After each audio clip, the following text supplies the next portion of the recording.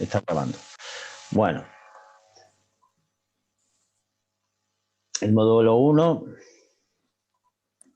en el tema 1 hablaremos de lo que ya les adelanté antes un poco, la ética profesional, ética y deontología y los principios básicos de las actuaciones éticas.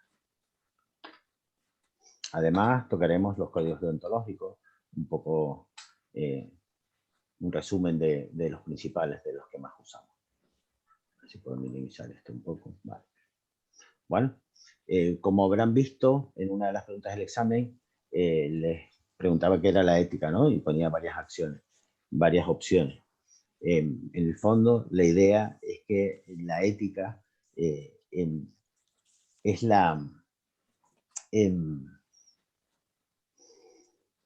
el reflejo de este aspecto de la vida del ser humano que en un momento dado de nuestra evolución nos obligó a tener que organizarnos, ¿de acuerdo? Y de alguna manera tener que empezar a decidir, priorizar determinados aspectos del propio ser humano para ponerlos al frente de la forma de funcionar que tenía nuestra sociedad, porque en el fondo eso era un aspecto crucial para poder mantenernos como sociedad a lo largo del tiempo. En el fondo, derivando de esto, de la filosofía, de la moral, y un poco intentando dejar aparte las diferencias culturales y lo que puede influir en cuanto a la psicología en sí, o a la aplicación al mundo occidental comparado con otros, en general podemos decir que la ética es un poco todo lo que tiene que ver acerca de lo que es bueno y malo en una determinada conducta de una persona, ¿de acuerdo? Es importante que sepamos que la ética ha intentado juntar en un mismo sitio todo el conocimiento de lo que está bien y está mal, con el fin de orientar a las personas en su conducta, ¿de acuerdo? Y en el fondo por medio de la construcción de un saber racional, y que además tenga una aplicación concreta en diferentes disciplinas, en este caso la deontología profesional aplicada a la psicología, ¿de acuerdo? Sin embargo, recuerden que como consecuencia de la vertiente racional, de lo que se trata es de intentar arrimar lo que tiene que ver la ética profesional más al lado de la ciencia que al lado de la creencia, ¿de acuerdo? Recuerden que en muchas ocasiones, a lo largo de la historia y hoy en día sigue viéndose, uno de los problemas de nuestra profesión es el mezclar aquellas cosas que tienen que ver con el ser humano o con las necesidades, dolencias o esperanzas del ser humano, no con cosas que no son necesariamente científicas, que producen confusión y ya verán a lo largo del curso que además producen problemas, ¿de acuerdo? Hablamos de pseudociencias y de determinados aspectos. Por esto, la ética es fundamental en tener claro que entre las cosas que vamos a hacer para defender lo que es bueno, lo que está bien, lo que es justo, como principios fundamentales y supremos del ser humano, también lo vamos a basar en un conocimiento riguroso de la realidad por medio del uso de la ciencia principalmente. Esto no quiere decir que nos tengamos que cerrar a todo aquello que no creamos que es especialmente científico, pero sí aquello que no podamos probar. O mientras no lo podamos probar, debemos de ponerlo siempre entrecomillado, ¿de acuerdo? Y evidentemente, si no tenemos un mínimo sustento de solidez o de rigurosidad a la hora de decidir una práctica profesional, dejarlo de lado como técnica de elección a la hora de hacer algo, porque iría en contra de esto de hacer el bien o el mal y no hacer el mal, basándonos en aspectos relacionados con la ciencia. La ética es una teoría de los hábitos y las costumbres. Ante todo, implica todo lo que tiene que ver con el ser humano, sus costumbres, su vida y también, evidentemente, lo relacionado con la moral. Como les estaba comentando antes, en un momento dado, desde el principio de la historia, tuvimos que ponernos de acuerdo para poder sobrevivir. Y todo esto era con la intención de evitar, bueno, o de lo que pensaban que conseguirían era evitar un poco la tendencia al caos que se podía producir si no nos organizábamos y no poníamos en práctica estos valores fundamentales que defendieran, pues, como mínimo, la vida del ser humano. ¿De acuerdo? En este caso, la ética nos sirve como herramienta para acercarnos y para ilustrarnos a por qué la conducta y la moral estudian los problemas que tienen que ver con la vida cotidiana, laboral y evidentemente también profesional. Cuando bajamos un poco más al ámbito de la deontología profesional, del reflejo de este aspecto de la ética profesional aplicado a la psicología, vemos, yo localicé la Declaración Universal de los Principios de Ética para Psicólogos y Psicólogas, que se promulgó en una asamblea internacional en 2008, que dice que la deontología profesional hace referencia al conjunto de principios y reglas éticas que regulan y guían la actividad profesional. Son normas que determinan los deberes mínimamente exigibles a los profesionales en el desempeño de su actividad. Existe un marco moral compartido que guía e inspira a los psicólogos y psicólogas de todo el mundo hacia los más elevados ideales éticos en su trabajo profesional y científico. Evidentemente, el psicólogo, igual que la persona, no desempeñamos nuestra actividad en el vacío, ¿de acuerdo? Lo hacemos en un contexto social. Ya verán que cuando trabajemos el tema de los dilemas, veremos cómo podemos vernos en situaciones en las que aplicar nuestra profesión en otros ámbitos culturales puede verse de una manera totalmente distinta a la que estamos acostumbrados a verlo en todos los parámetros de Europa, ¿de acuerdo? En cualquier caso, no hay que olvidar que al ejercer nuestra profesión no podemos perder de vista la relación entre la persona y su entorno, su ambiente, su contexto, tanto personal como social, cultural, etc. Más ahora que incluso no solo en Canarias, sino en todos lados, cada vez hay más multiculturalidad. ¿De acuerdo? También nos comprometemos a considerar el bienestar de la sociedad y sus miembros por encima del bienestar de la disciplina y de los miembros de la propia disciplina. ¿De acuerdo? Tengan en cuenta que partimos de la idea de la dignidad del ser humano como aspecto fundamental y evidentemente está por encima de la propia dignidad de la psicología como disciplina, ¿de acuerdo? Puesto que está además formada por ser humano. Tenemos que adherirnos a esos principios a la hora de trabajar, porque ello es fundamental para lograr que no solo la profesión de psicología adquiera solidez, prestigio y reconocimiento, sino que contribuyamos con nuestro trabajo al bienestar de la sociedad en general y por consecuencia a la del ser humano, por lo menos el que tengamos más cerca. También en la presentación del libro de Ética y Deontología para Psicólogos que tienen en el material que he colgado en la plataforma y que se editó en 2005, viene mucha información muy importante. Dice que ética y deontología tienen una enorme importancia en la profesión del psicólogo y no se pueden desligar por tratarse de un servicio a la sociedad a la que el psicólogo se debe. En los estatutos, además del colegio, se hace mención a la ética en el artículo 3, que habla de los fines esenciales del colegio, y en el artículo 4, que especifica las funciones del colegio, es decir, desde el principio hasta los aspectos más concretos del código deontológico se mencionan todos los aspectos relacionados con lo que estamos hablando de principios morales y éticos que deben de guiar nuestro trabajo. Como estaba comentándoles antes, la deontología en lo que es la estructura del colegio en general, de un colegio profesional, tiene que ocupar un lugar muy importante. Y sobre todo, un aspecto de independencia. La comisión deontológica, aunque yo creo que lo veremos también detrás un poco más adelante con más detalle, es un órgano que es independiente de la junta del colegio. Recuerden que las juntas van cambiando cada 4 años por elección de los colegiados. Sin embargo, la comisión deontológica no coincide con ese periodo. Es decir, los que eligen a la comisión deontológica no son las personas que están en la junta, sino los mismos colegiados en una asamblea general. Y además es imprescindible que todo colegio profesional que se habla dentro de nuestro ámbito tenga como mínimo una comisión deontológica, creo que además era una comisión permanente de un par de órganos más.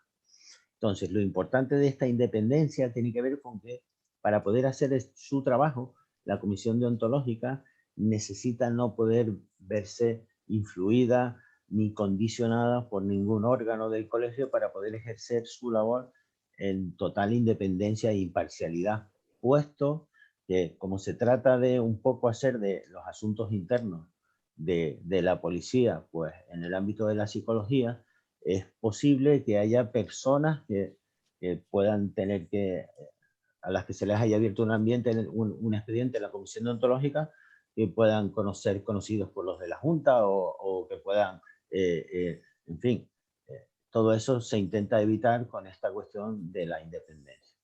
En cualquier caso, es importante el que sepamos que estamos obligados, todos por igual, ¿de acuerdo?, al cumplimiento de las leyes y del código deontológico. Y el hecho de no conocerlo no nos exime del cumplimiento de las consecuencias si lo incumplimos, vaya. Bueno, ¿cuál es el objetivo de la ética en concreto dentro del colegio? Intentar preservar lo que es bueno, relacionado con el mismo principio de ética que estábamos hablando al principio, para el ejercicio profesional. Y como es lo que es bueno éticamente, implica el contemplar la ciencia, el contemplar la rigurosidad, la prudencia, el respeto por los derechos humanos, etcétera, etcétera, como una parte fundamental y unida de manera inevitable en el quehacer profesional. ¿De acuerdo? Además, no solo nos va a ayudar a saber en qué terreno movernos, sino que nos puede ayudar a marcar con claridad determinados, pues, límites o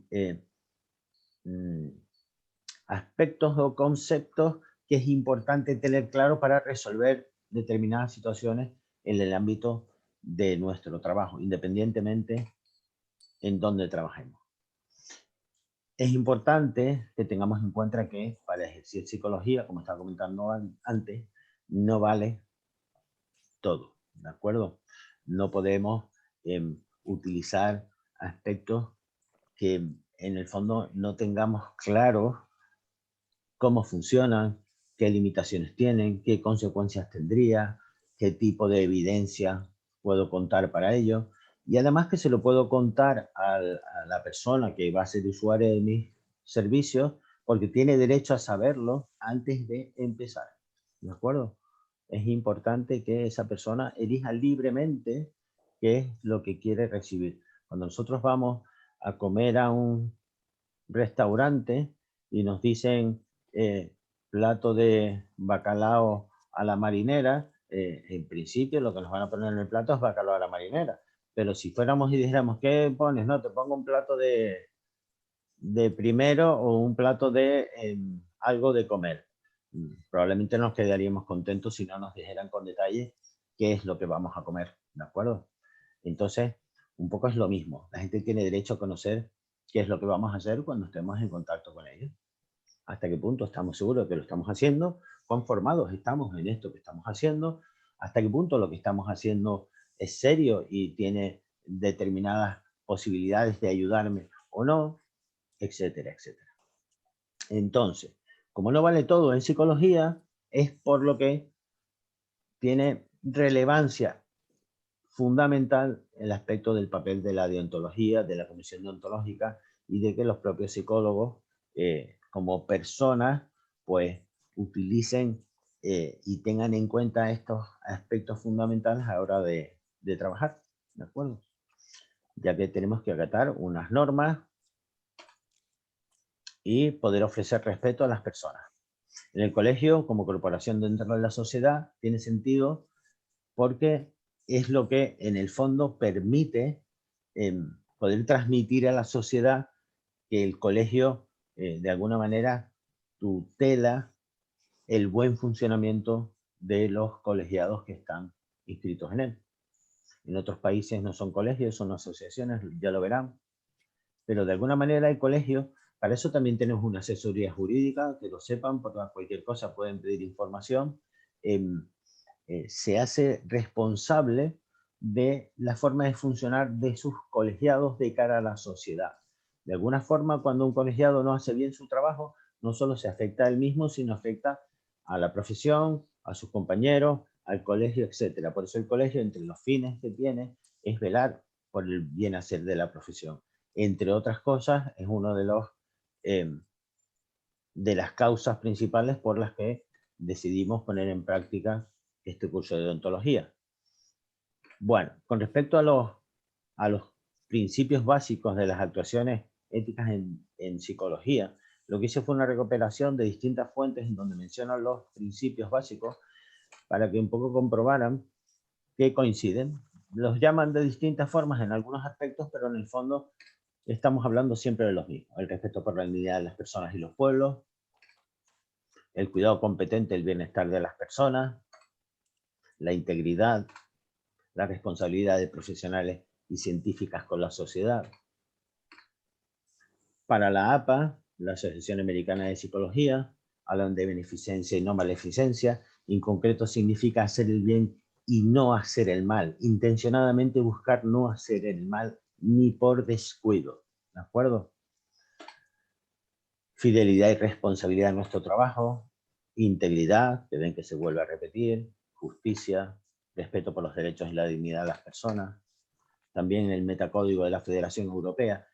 Para el que no lo conozca, este metacódigo fue un intento, que creo que fue sobre el 2008, 2010, a lo mejor un poco antes, que hizo una Federación Europea de Psicólogos para hacer un código deontológico que abarcara a todos los países que estaban incluidos en la Comunidad Económica Europea. Entonces, la cuestión es que algunos países y algunos colegios profesionales se adscribieron a este código y otros no. El Colegio de Tenerife en concreto está adscrito. Con lo cual este código deontológico también nos sirve de guía. Aunque si nos sancionaran o tuviéramos que ceñirnos a algo, tendría que ser a los estatutos del Colegio de Tenerife donde estamos colegiados. Pero en principio, como guía profesional, el metacódigo es igual de válido que el código deontológico que tenemos, el nuestro, que no sé si sabrán que es del año 87, ¿de acuerdo? Que tuvo una pequeña reforma que creo que fue por el 93, pero que cuando uno lo ojea se da cuenta de que está bastante obsoleto, ¿de acuerdo? Hay un montón de aspectos que no están contemplados, hay un montón de situaciones profesionales que no existían en el momento en el que se hizo el código deontológico, como la terapia online, etcétera, etcétera. Y bueno, hay veces que tenemos que tirar de otros códigos o de información disponible para poder acceder a cuestiones que no están contempladas en el código deontológico. Y con respecto a determinadas formas de comportarse el psicólogo, de apreciar determinadas conductas que no puedan estar incluidas directamente o contempladas como tal, por ejemplo, lo de las relaciones duales, que está mencionado pero no de manera directa y demás. Bueno, en este metacódigo vuelven a hablar de nuevo del respeto al derecho, a los derechos y la dignidad de las personas, la competencia, la responsabilidad, la integridad. Como verán, un poco son principios básicos que se repiten allá donde los busquemos. Si vamos más específicamente a un artículo del Código Deontológico, de hecho es de los artículos que más se infringen cuando a uno le presentan una queja en la Comisión Deontológica. ¿Por qué? Porque con facilidad son tan básicos los aspectos que contempla este artículo que en la mayoría de las ocasiones en las que un psicólogo hace mal su trabajo puede llegar a atentar o a lesionar alguno de estos aspectos. El respeto por la persona, que se puede violentar fácilmente no respetando el secreto profesional. La protección de los derechos humanos, el sentido de responsabilidad, la honestidad, la sinceridad con los clientes, la prudencia en la aplicación de instrumentos, la competencia profesional, la solidez de la fundamentación objetiva y científica de las intervenciones. Fíjense que aquí está básicamente en los aspectos fundamentales de nuestro trabajo y de hecho se van a mencionar a lo largo de todo el código deontológico de una forma o de otra, adaptándose a diferentes situaciones.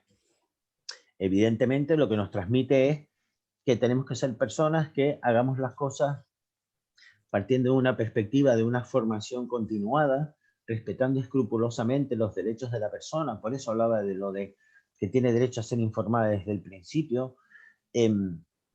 Además, a pensar qué tipos de instrumentos y qué tipos de pruebas o qué tipos de técnicas vamos a utilizar, porque solo deberíamos utilizar aquellos que podamos respaldar y podamos transmitir que son sólidos y que garantizan una intervención con la persona que no la lesione, que la proteja, que vaya principalmente dirigida a hacer el bien y a no hacer el mal, ¿de acuerdo? Porque a veces hacemos no el mal, o podemos hacer daños, de hecho, sin saber que lo estamos haciendo o porque no nos estamos fijando bien en lo que estamos haciendo.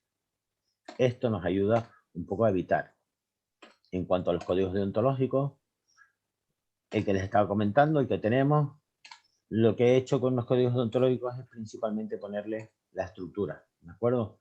Para que vean que se tocan los temas fundamentales relacionados con el ejercicio de la profesión, como son la competencia profesional, la relación con otros profesionales, la intervención, la investigación y la docencia, el cómo obtenemos y usamos la información que recopilamos durante nuestra intervención, la publicidad y también relacionado con los derechos, honorarios y remuneraciones del psicólogo. Importante comentarles que en el material que les he dejado sobre el código deontológico, hay un código deontológico que pone ley ómnibus porque el código deontológico en su momento se modificó para poder adaptarse a una ley que era la ley de consumidores y usuarios, la que creó las ventanillas únicas y demás, que llamaron la ley ómnibus, porque había determinados aspectos, determinados artículos del código deontológico que eran incongruentes con esta ley. Y como es de orden superior, evidentemente lo que se hizo fue cambiar los aspectos del código deontológico, no los de la ley. Entonces, en este documento que tienen colgado en el material, verán que el código deontológico está puesto con dos columnas. Una columna que pone texto antiguo y otra que pone texto modificado. La que nos interesa es el texto modificado, en el que vienen los artículos que se han retirado, vienen tachados y viene expuesta la redacción que modificó ese artículo. Cualquier duda al respecto lo pueden comentar. Además, en el capítulo 7 del Código Deontológico habla de las garantías procesales que tenemos los psicólogos como consecuencia de estar colegiados, es decir, poder tener acceso a la defensa de un abogado contratado por el colegio, el poder tener asesoramiento en este sentido, la posibilidad de presentar una reclamación, de tener derecho de audiencia, de alegaciones, etc. Bueno, con respecto al metacódigo del que les hablé antes, también habla primero de los principios éticos, los que me les comenté del capítulo 6, digo del artículo 6 del código deontológico, y después, además de poner el contenido de los códigos del resto de asociaciones miembros, habla del respeto a los derechos y dignidad de las personas. Otro capítulo se dedica a la competencia, otro a la responsabilidad, la integridad, etc.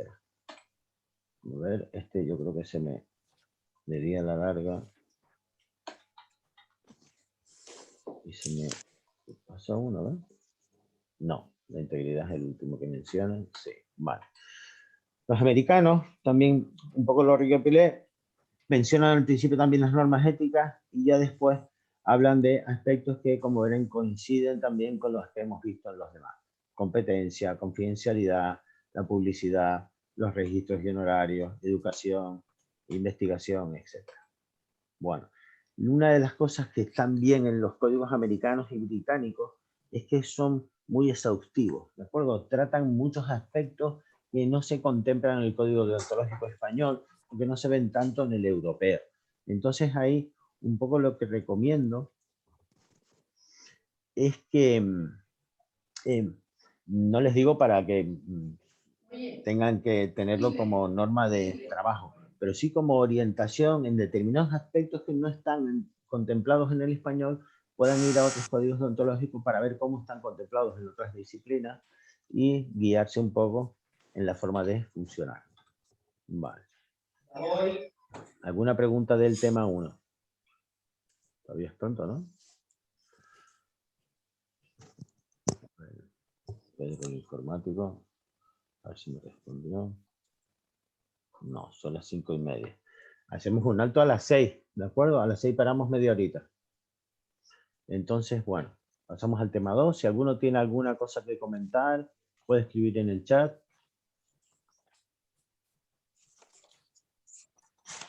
Bueno. No sé qué estuviera hablando de compartir sonido de la computadora, ¿puede ser? No creo, ¿no?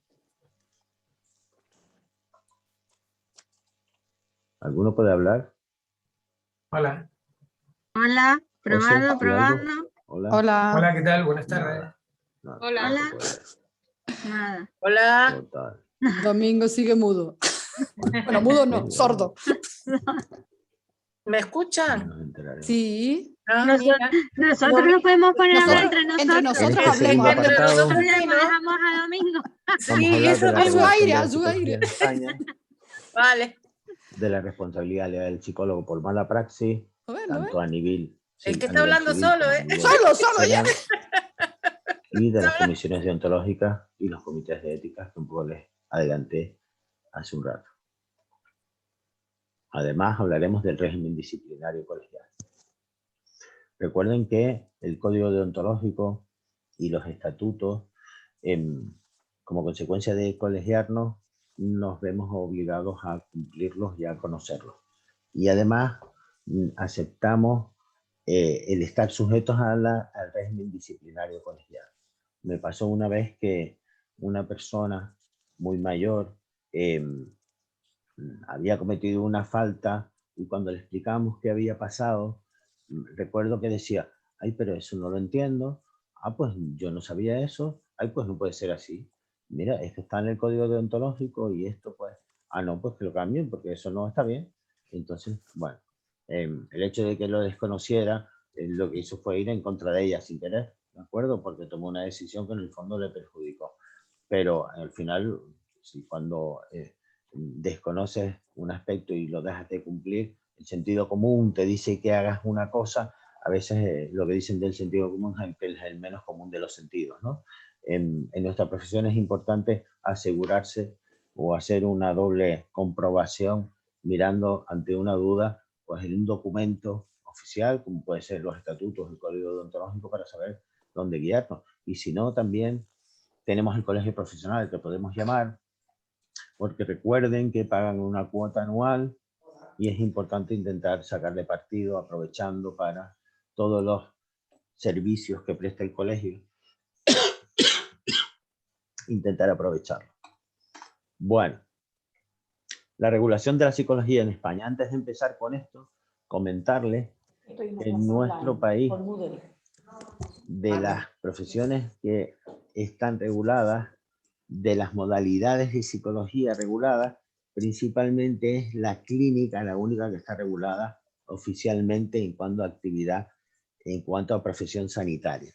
El resto de profesiones, en cuanto a lo que es administrativamente y en cuanto a lo que es la capacitación universitaria, está contemplada, pero no existe el psicólogo jurídico contemplado en una ley que hable de ello, no existe el psicólogo organizacional como tal, ¿de acuerdo? La única que tiene una regulación oficial es la psicología sanitaria de momento, esperemos que esto cambie, ¿vale? En cualquier caso, la legislación relacionada con nuestro trabajo de cara a los usuarios sí está recogida en muchas leyes, en la Ley de Autonomía del Paciente, en la Ley General de Sanidad, en la Ley de Consumidores y Usuarios, etc. Y nos coge a todos nosotros en cualquier modalidad que ejerzamos, puesto que es obligatorio estar colegiado en este país. Hay otros países en los que no es obligatorio, por ejemplo, Inglaterra, pero no es obligatorio colegiado, pero sí tienes que estar asociado. Más que un colegio, hay diferentes asociaciones profesionales a las que uno se adscribe. Y según el prestigio o el tamaño, o imagino los servicios de la asociación, pues bueno, estás en uno, estás en otro, pero estás colegiado para ejercer. Aunque parezca que esto de estar colegiado en sentido solo para los profesionales que trabajan en la clínica, no es así. Es importante para cualquier modalidad y esta regulación nos incluye a todos. Bueno, en España hay muchas leyes y reglamentos que afectan a la psicología, al ejercicio de la psicología. Sin embargo, para hacer un poco un resumen, intentaré no ser muy extenso. A ver si puedo poner esto para acá. Vale. Lo que hice fue recopilar las que más directamente nos pueden afectar. Una es la ley de creación de los colegios profesionales, en donde se explica, se crea la figura de los colegios profesionales como entidades asamblearias que tienen como fin la protección y la regulación de la psicología en España. También la ley de ordenación de las profesiones sanitarias, que comienza con la exposición de las normas generales y menciona tanto el ámbito, que incluye tanto lo público como lo privado, como la regulación de los aspectos básicos de las profesiones sanitarias, incluida la psicología. Y sobre todo, en lo que se refiere al ejercicio por cuenta propia, ajena, la estructura general de la formación que se requiere, cuál es el desarrollo profesional y la carrera en la que se suele desempeñar un psicólogo, y a la participación y planificación en las propias ordenaciones de las profesiones sanitarias. También se establece la forma en la que registramos profesionalmente nuestro trabajo. En algunos ámbitos es la historia clínica, en otros ámbitos es un archivo de personal, etcétera, ¿de acuerdo? Y además, el que ello permite proteger los derechos de los consumidores y usuarios con respecto a nuestra prestación. Además, esta ley habla de las disposiciones que puedan ser relacionadas con la psicología, y no solo en el ámbito público, sino también en el ámbito de lo privado. En el título 1, que trata del ejercicio de las profesiones sanitarias, cuando se enumeran de los principios generales, los veo por encima para que se fijen. Dice que los profesionales tienen como guía la actuación del servicio a la sociedad, el interés y la salud del ciudadano a quien representa el servicio, el cumplimiento riguroso de las obligaciones deontológicas determinadas por las propias profesiones conforme a la legislación vigente. ¿Esto qué quiere decir? Que no estamos solo obligados a cumplir el código deontológico porque lo diga el código deontológico, sino porque lo dice una ley. ¿Ven por dónde voy? ¿Vale? Entonces, uno no puede decir no solo que no conoce el código deontológico porque no sirve de nada. Yo te puedo sancionar porque no cumplas el código deontológico desde la ley, además de que desde el código deontológico. ¿De acuerdo? Por eso tenemos responsabilidad civil, penal, etc. En muchas ocasiones puede haber un psicólogo que cometa un delito, supongamos, verán alguna de las cosas que hagamos que tiene que ver con esto, sea sancionado por la justicia ordinaria y también por el Código de Psicología. ¿De acuerdo? Que normalmente las sanciones del Colegio de Psicólogos pueden ser una inhabilitación temporal o puede ser incluso en casos muy graves la expulsión del colegio. ¿De acuerdo? ¿Alguna duda con esto? ¿No? Vale. En el principio 6 de esta ley dice que los profesionales sanitarios realizarán a lo largo de su vida profesional una formación continuada y acreditarán regularmente su competencia profesional. ¿Cuándo les pidieron la última vez a ustedes que acreditaran su competencia profesional? ¿Hace mucho? ¿Alguna vez les han pedido que se acrediten la competencia que hacen, los cursos que han hecho? Sí. Cuando hacen un currículum, ¿no? Sí. Por ejemplo. Ujú. Cuando van a acceder a un puesto de trabajo. Una oposición a lo En mejor. esta profesión, además, en la misma ley, lo que nos dice, y es una ley que debemos cumplir, o que si no cumplimos nos pueden pedir explicaciones de por qué no la cumplimos, lo que nos dicen que es fundamental en las profesiones sanitarias y en psicología, da igual el ámbito que lo apliques, en cualquiera de nuestras modalidades, el estar formado, el tener siempre presente la competencia como una herramienta indispensable. ¿De acuerdo? ¿Por qué? Porque trabajamos en una profesión de las más complejas que existen. De las más complejas. Esto es más complejo que un marcapasos de aquí a la luna y volver. ¿Vale? Y un marcapasos es alta tecnología. Bueno, hoy ya casi es ambulatorio. Dentro de nada te vas a cambiar el marcapasos a la sala de curas. ¿Vale? Pero esto es muchísimo más complejo que cualquier cosa que se puedan imaginar. O sea, que se metieron en una profesión que es un marrón. Ojo, que me encanta, pero que es un buen ladrillo, que no es sencilla, que se puede meter la pata con mucha facilidad y que hay que estar muy atento para no meterlo. Y nos lo advierten de todos lados. Entonces, hay veces que uno se puede un poco acojonar, hablando mal, perdonen, ¿de acuerdo? Pero que es importante que sea así porque nos va a permitir estar atentos y no meter la pata. Para eso estamos aquí hoy, ¿vale? Bueno, entonces, finalmente en esta ley se establece que los profesionales sanitarios que ejerzan el ámbito de la asistencia privada así como las personas jurídicas o entidades de titularidad privada que presten cualquier clase de servicio sanitario, están obligados a suscribir un seguro de responsabilidad civil, un aval u otra garantía que cubra indemnizaciones que se puedan derivar de un eventual daño. Vale. Esto es otro aspecto. Primero, existe en el Colegio de Psicólogos una compañía que creo que es la que tiene ahora convenio con el colegio, que se llama Broker 88. Creo que la mayoría la conocerá. Sí, Ahí se pueden hacer un seguro de responsabilidad civil, que creo que son 2 euros al año, algo así, es muy barato. sí, Y cubre un montón de situaciones que la verdad es que es muy cómodo para nosotros y es conveniente y obligatorio que lo tengamos. ¿De acuerdo? No es una cosa que te diga el compañero, a ver si un día me doy de alta. No, no. Es obligatorio, es muy recomendable y estas cosas se echan de menos cuando no se tienen y me piden dónde la puse. ¿Vale?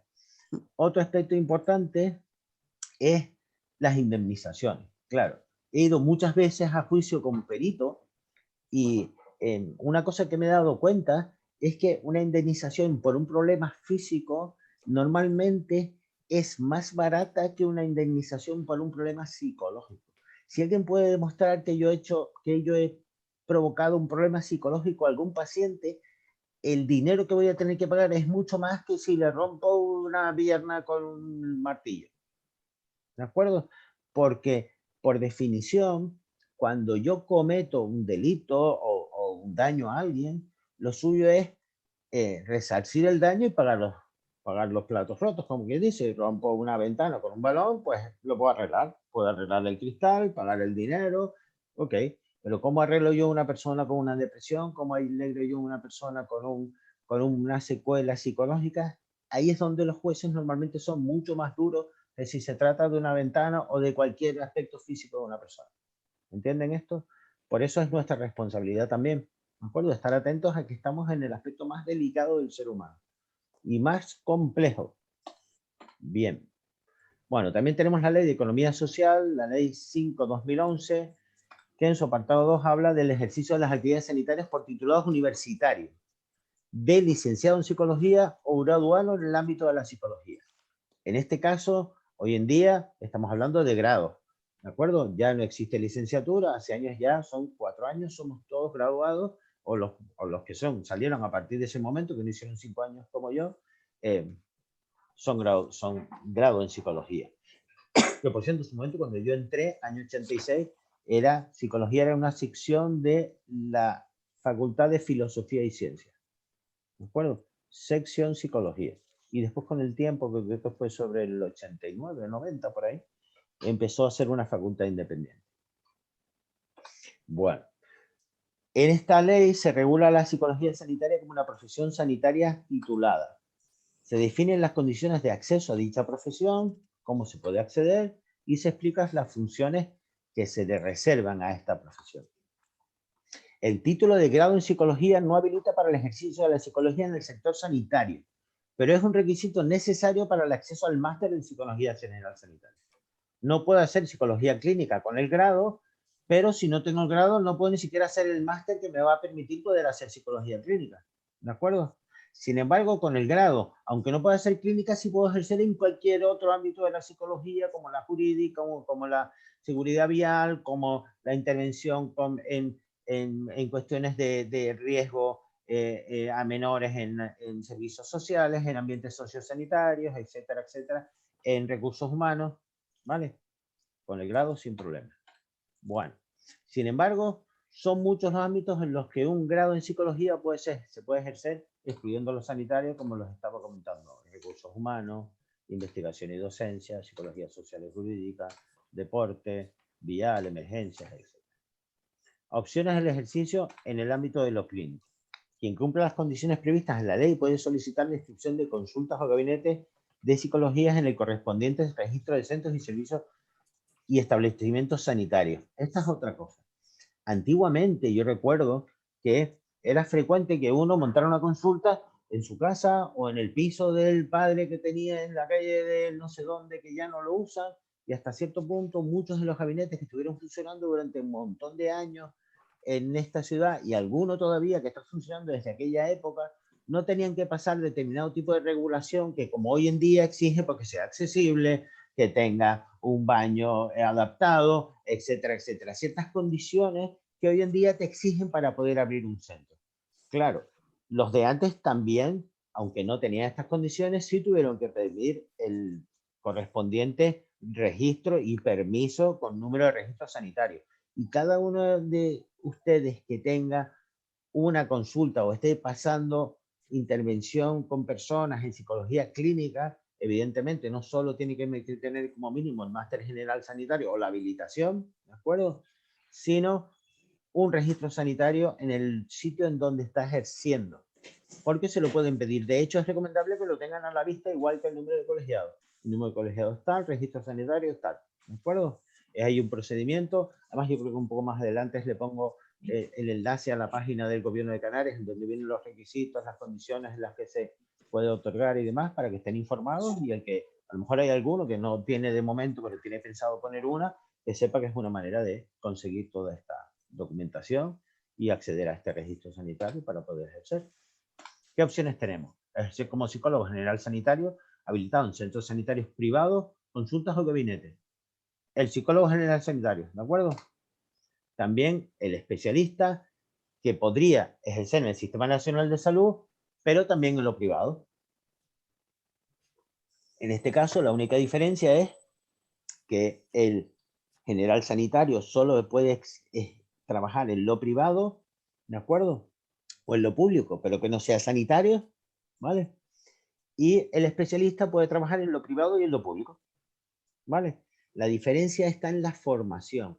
En principio, el máster general sanitario se obtiene después de un grado de 4 años y 2 años de máster. ¿Estamos de acuerdo?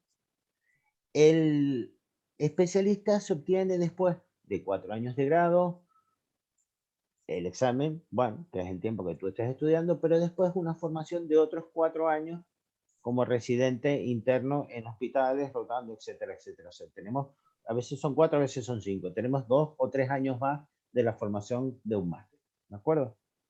¿Vale? Entonces, entre las diferencias están en el itinerario formativo, entre una y otra modalidad. La Ley 33/2011, que regula la Ley General de Salud Pública, habla también de la regulación de la psicología en el ámbito sanitario, y dice que tendrá consideración de psicólogo general sanitario en los licenciados cuando desarrollen su actividad profesional por cuenta propia ajena en el servicio sanitario, siempre que además del mencionado título universitario ostenten el título oficial de máster en psicología general sanitaria, o los habilitados, que creo que hasta el 2014 podían hacer. Después, al psicólogo general sanitario le corresponde realización de investigaciones, evaluaciones e intervenciones psicológicas sobre aquellos aspectos del comportamiento y la actividad de las personas que influyen en la promoción y mejora del estado general de la salud, siempre que dichas actividades no requieran la atención especializada por parte de otros profesionales. Esto ha traído muchísima controversia, ¿de acuerdo? Porque había gente que decía que, bueno, ¿por qué un general sanitario no puede hacer un diagnóstico y sí lo puede hacer el especialista? Porque había este tipo de limitaciones, ¿vale? Ahora verán que ha tenido bastante cola el tema, pero bueno, yo se los explico y lo vamos viendo. Con respecto al especialista en psicología clínica, tendrán esta consideración aquellos licenciados o graduados que hayan accedido al mismo por las vías previstas en la ley o tras el pedido formativo correspondiente. Pueden desarrollar su actividad profesional, como ya dije antes, por cuenta propia ajena en el sector sanitario, sin necesidad de tener el máster.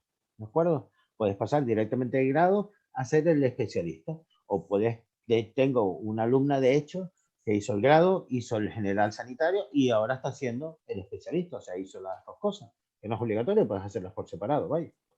Bueno, ¿qué le corresponde en este caso al especialista en psicología clínica? Todas las mismas competencias del sanitario, pudiendo además intervenir cuando los casos requieran una atención especializada por parte de otros profesionales sanitarios. Por ejemplo, el trastorno mental grave. Aquí la clarificación viene más por el hecho de que este tipo de trastorno mental grave requiere la intervención de psiquiatras en concreto, de otros especialistas que le mandan medicación. Estoy pensando en esquizofrenia, trastorno bipolar, trastorno límite, una depresión recurrente de estas recidivantes, ¿de acuerdo? Temas muy incapacitantes. Normalmente son los que parece que quedan reservados para los especialistas, pero bueno, como ya les estaba comentando, esto ha traído controversia. Bueno, En este sentido, es necesario mencionar una sentencia de la Sala de lo Contencioso Administrativo de la Audiencia Nacional. Esta sentencia fue un poco repuesta por la Audiencia Nacional debido a una demanda que la Asociación Nacional de Psicólogos Clínicos Residentes, que muchos conocerán que son los AMPIR, que está hecho por especialistas, la gente que hizo el especialista en psicología clínica, que se quejaba de que los generales sanitarios y su itinerario formativo un poco les pudiera permitir trabajar en el ámbito de lo público que ellos creen que es exclusivo de ellos, ¿de acuerdo? Entonces, con respecto a los contenidos formativos, eran las quejas y los requisitos de verificación de dicha formación. Ellos decían que los requisitos que nos pedían para obtener el máster y la verificación de esa formación, es decir, la supervisión que teníamos para poder ejercer como sanitario, no era suficiente, ¿de acuerdo? Y que el máster no tenía la calidad suficiente para que nosotros hiciéramos bien nuestro trabajo. Lo mejor un poco se lo dejáramos a ellos, ¿vale? Bueno, a esto la audiencia desestimó esta demanda y le dijo a AMPIR que lo impugnado regula, es decir, esta ley que organiza el Máster General Sanitario solo regula la adquisición de la formación y los conocimientos necesarios para poder ejercer como psicólogo general sanitario. Psicólogo que en ningún caso puede equipararse con las atribuciones profesionales, con lo cual, en el fondo, a nivel de lo que trabajamos, en el fondo es lo mismo, ¿de acuerdo? Me están preparando para trabajar, no para hacer un tipo de aspecto y otro no. En este caso, los especialistas no son los únicos que están habilitados profesionalmente para realizar diagnósticos, evaluaciones y tratamientos de salud de personas afectadas por trastornos cuyo examen corresponde al psicólogo, especialista o no, ¿de acuerdo? ¿Vale? En cualquier caso, sí es recomendable cuando nos enfrentemos a un trastorno mental grave o a cualquier tipo de problema que creamos que no estamos suficientemente preparados a nivel competencial, nos acostumbremos a derivarlo, ¿de acuerdo? Lo derivemos a otro profesional o incluso al Sistema Nacional de Salud, a una unidad de salud mental comunitaria, etcétera, cuando creamos que no podemos llevarlo nosotros. Es más recomendable eso que no tener a una persona y a nosotros mismos intentando solucionar un problema que no sabemos solucionar o nos queremos formar sobre la marcha, ya que es este caso, pues ahora me meto con él y así aprendo de camino. Quizás eso no sea recomendable, ¿de acuerdo? Es mejor que uno se haga un curso para formarse en algo y empiece haciendo algo sabiendo lo que está haciendo. Si no lo tengo claro, es mejor, yo recomiendo siempre que derive, ¿de acuerdo? Y yo creo que es mejor hasta para ustedes porque yo creo que es una de las cosas que menos me gusta cuando trabajo como psicólogo, es sentir que no soy competente para esto, ¿de acuerdo? Que no le voy a poder ayudar a esa persona, que si lo hago mal les voy a meter mucho la pata. Entonces, ante esa situación yo prefiero siempre quitármelo de encima, derivar, pasar a alguien que yo crea que lo va a atender mejor que yo, que por lo que sea, con mi buena intención resulta que puedo estar haciéndole daño. ¿Vale? Bueno. A ver la hora que es. Las -10, vale. Hay un Real Decreto en el que se determinan y se clasifican las ciencias de la salud y algunos aspectos relacionados con la formación especializada, pero bueno, en este caso tiene que ver un poco con el aspecto formativo de lo que es la especialidad, con los itinerarios que tienen que hacer, etc. No es excesivamente relevante, aunque tiene que ver con la legislación que contempla España. El procedimiento para acceder al centro, consulta o psicológica clínica según la reglamentación comunitaria en Canarias, está en la página web de la Consejería de Sanidad del Gobierno de Canarias. En concreto, en esta página se puede tener información sobre requisitos y condiciones para ejercer en este ámbito. El plazo de obtención de las certificaciones, el reconocimiento de la situación actual y del centro en el que está, te hacen una inspección. Durante el confinamiento yo sé un compañero que lo hizo, pero claro, con el tema de la COVID, en vez del inspector desplazarse al local, lo que hizo fue pedirle que le mandara fotos. ¿De acuerdo? Que hiciera fotos y le mandara directamente para él ver si cumplía las condiciones.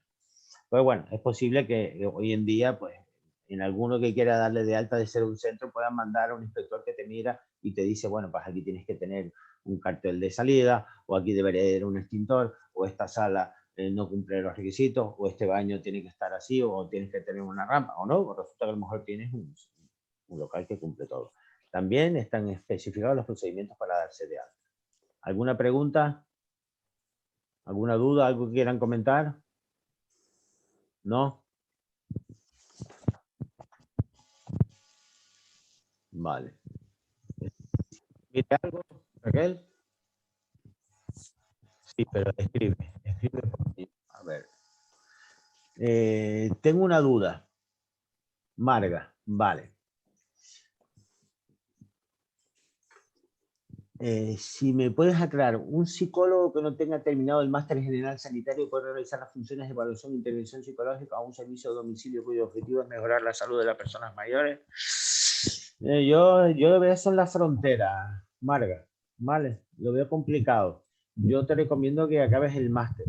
En este caso, lo que puede ser recomendable si haces algo de esto es que tengas algún profesional que esté colegiado, que esté habilitado por encima, que te supervise y que pueda firmar lo que tú hagas con su visto bueno. ¿Ves lo que quiero decir? ¿Vale? Tú puedes hacer la evaluación y que esta persona la supervise y ponga el visto bueno de que la supervise y que da fe de que eso que está haciendo está bien hecho. ¿Vale? De resto es recomendable si trabajamos con personas que sea con el máster general sanitario. ¿Vale? Es una intervención a domicilio, pero aunque sea una intervención a domicilio, yo lo veo de ámbito sanitario, ¿de acuerdo? ¿Vale? Me han dicho que sí, dado que la entidad que gestiona el servicio no es un centro registrado como sanitario. Pues no sé qué decirte. Y es un servicio para mejorar la salud de las personas mayores y no es un ámbito sanitario. Es posible que haya determinados aspectos de las actividades de este estilo, como el trabajo con mayores y tal, que a lo mejor no conozca en detalle con respecto a si tendrían que estar dados de alta o no. Pero bueno, para mí deberían de tenerlo, ¿sí? Y es un sitio sanitario. Vale, yo también tengo una duda. En su momento a mí me dijeron que el COP, que había que hacer un máster de psicología en el sanitario para todos los ámbitos, que fuera a evaluar o intervenir, prácticamente en todo menos orientación laboral. No, no necesariamente. Puede ser recomendable, ¿de acuerdo? En el fondo, tener el máster en sanitario puede ser recomendable. Pero recuerden que es obligatorio si vas a ejercer en el ámbito sanitario privado, ¿vale? Si vas a ejercer en el público, tiene que ser el especialista. En el privado, como mínimo el máster. Hablando de que tú ejerzas tratando personas. Pero si tú ejerces en una empresa en recursos humanos, no tienes por qué tener el máster general sanitario. Que lo tienes, pues a lo mejor estupendo, y frente a otro candidato tienes mejor opciones porque tienes un currículum mejor y a lo mejor puedes desarrollar algunas actividades en esa empresa en la que puedas trabajar sobre aspectos concretos de algún empleado que sienta ansiedad o lo que sea y estaría de alguna manera habilitado para ello. Otra cosa es que el lugar cumpla las condiciones de un centro sanitario o que te permita, ¿de acuerdo?, poder hacerlo. Pero en principio estás habilitado administrativamente para hacerlo, ¿vale? Más dudas. Quizás, ¿por qué le ponen como socio sanitario? Ah, vale, eso dice Omaira, que quizás el problema es que le ponen como socio sanitario. Sí, es que la palabra sociosanitario, yo creo que políticamente es muy correcta y administrativamente interesante, ¿de acuerdo? Se presta un poco a que nos quedemos en un limbo que todavía no está del todo definido, se queda en ámbitos un poco en la frontera entre lo social, entre lo que es la atención casi social del trabajador social y del ámbito de lo sanitario más puramente. El tema es que estamos acostumbrados a pensar que lo sanitario es lo hospitalario y eso no es así. Lo sanitario tenemos lo hospitalario y tenemos lo extrahospitalario. Y hoy en día lo que es extrahospitalario es lo comunitario. Y la propia unidad de salud mental se llama unidad de salud mental comunitaria. ¿De acuerdo? La idea de la salud mental en general y cada vez más con el tiempo es de extender nuestro trabajo en la sociedad en la que vivimos, por lo cual es más comunitaria que hospitalaria. Y lo hospitalario es exclusivamente aquellas personas a las que no puedas atender en su casa y que por la razón que sea de su enfermedad o de su padecimiento tiene que ser en un centro sanitario, ¿de acuerdo? El resto la idea es que sea lo menos posible. Entonces, el tema sociosanitario yo creo que sí, que puede provocar situaciones en las que sea un poco confuso el papel del psicólogo. Sin embargo, siempre que trabajemos con personas, debemos de tener claro si la intervención es para promocionar su puesto de trabajo o la intervención es para mejorar su cohesión de grupo laboral, o es para tratar su ansiedad. ¿Ven que el ámbito es diferente? En un caso es sanitario, en otro es organizacional. ¿De acuerdo? Entonces, pues bueno.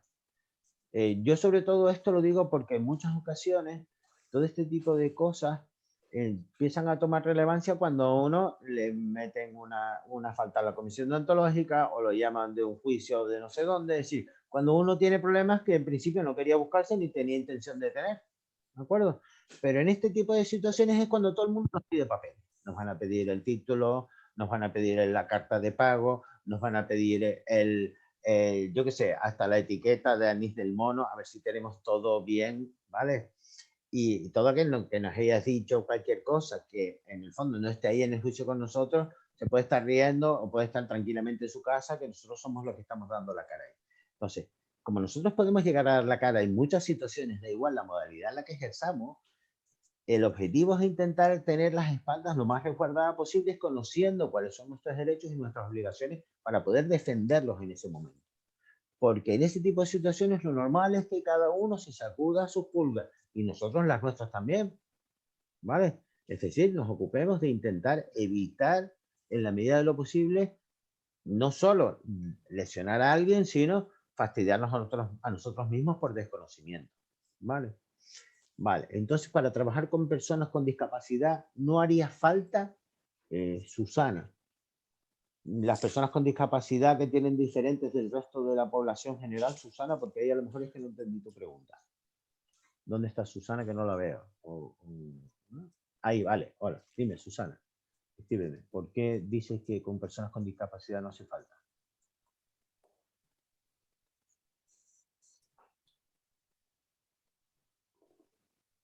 Ah, ya te respondí. Ok. Sí, hace falta. ¿De acuerdo? De hecho, la discapacidad, recuerden que no solo hablamos de discapacidad física, también hablamos de discapacidad mental. La mayoría de las personas con las que yo trabajo, vale, bien.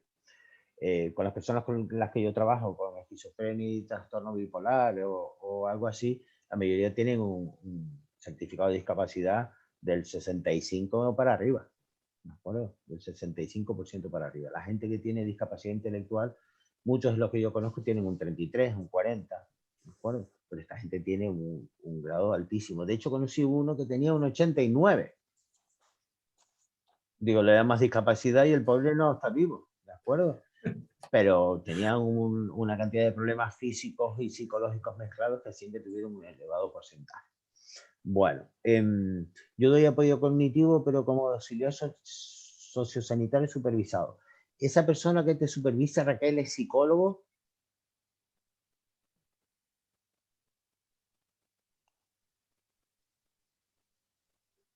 O por lo menos general sanitario o especialista, vaya.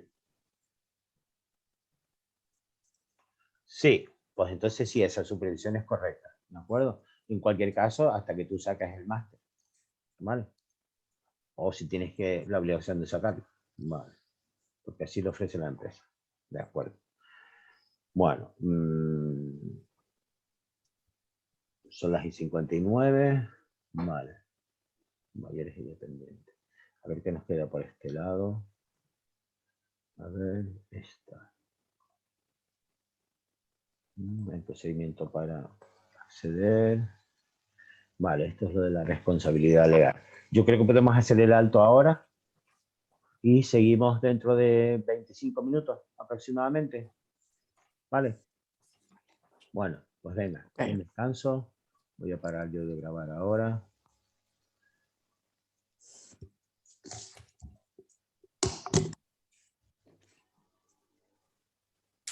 Grabación. Aquí está. Vale.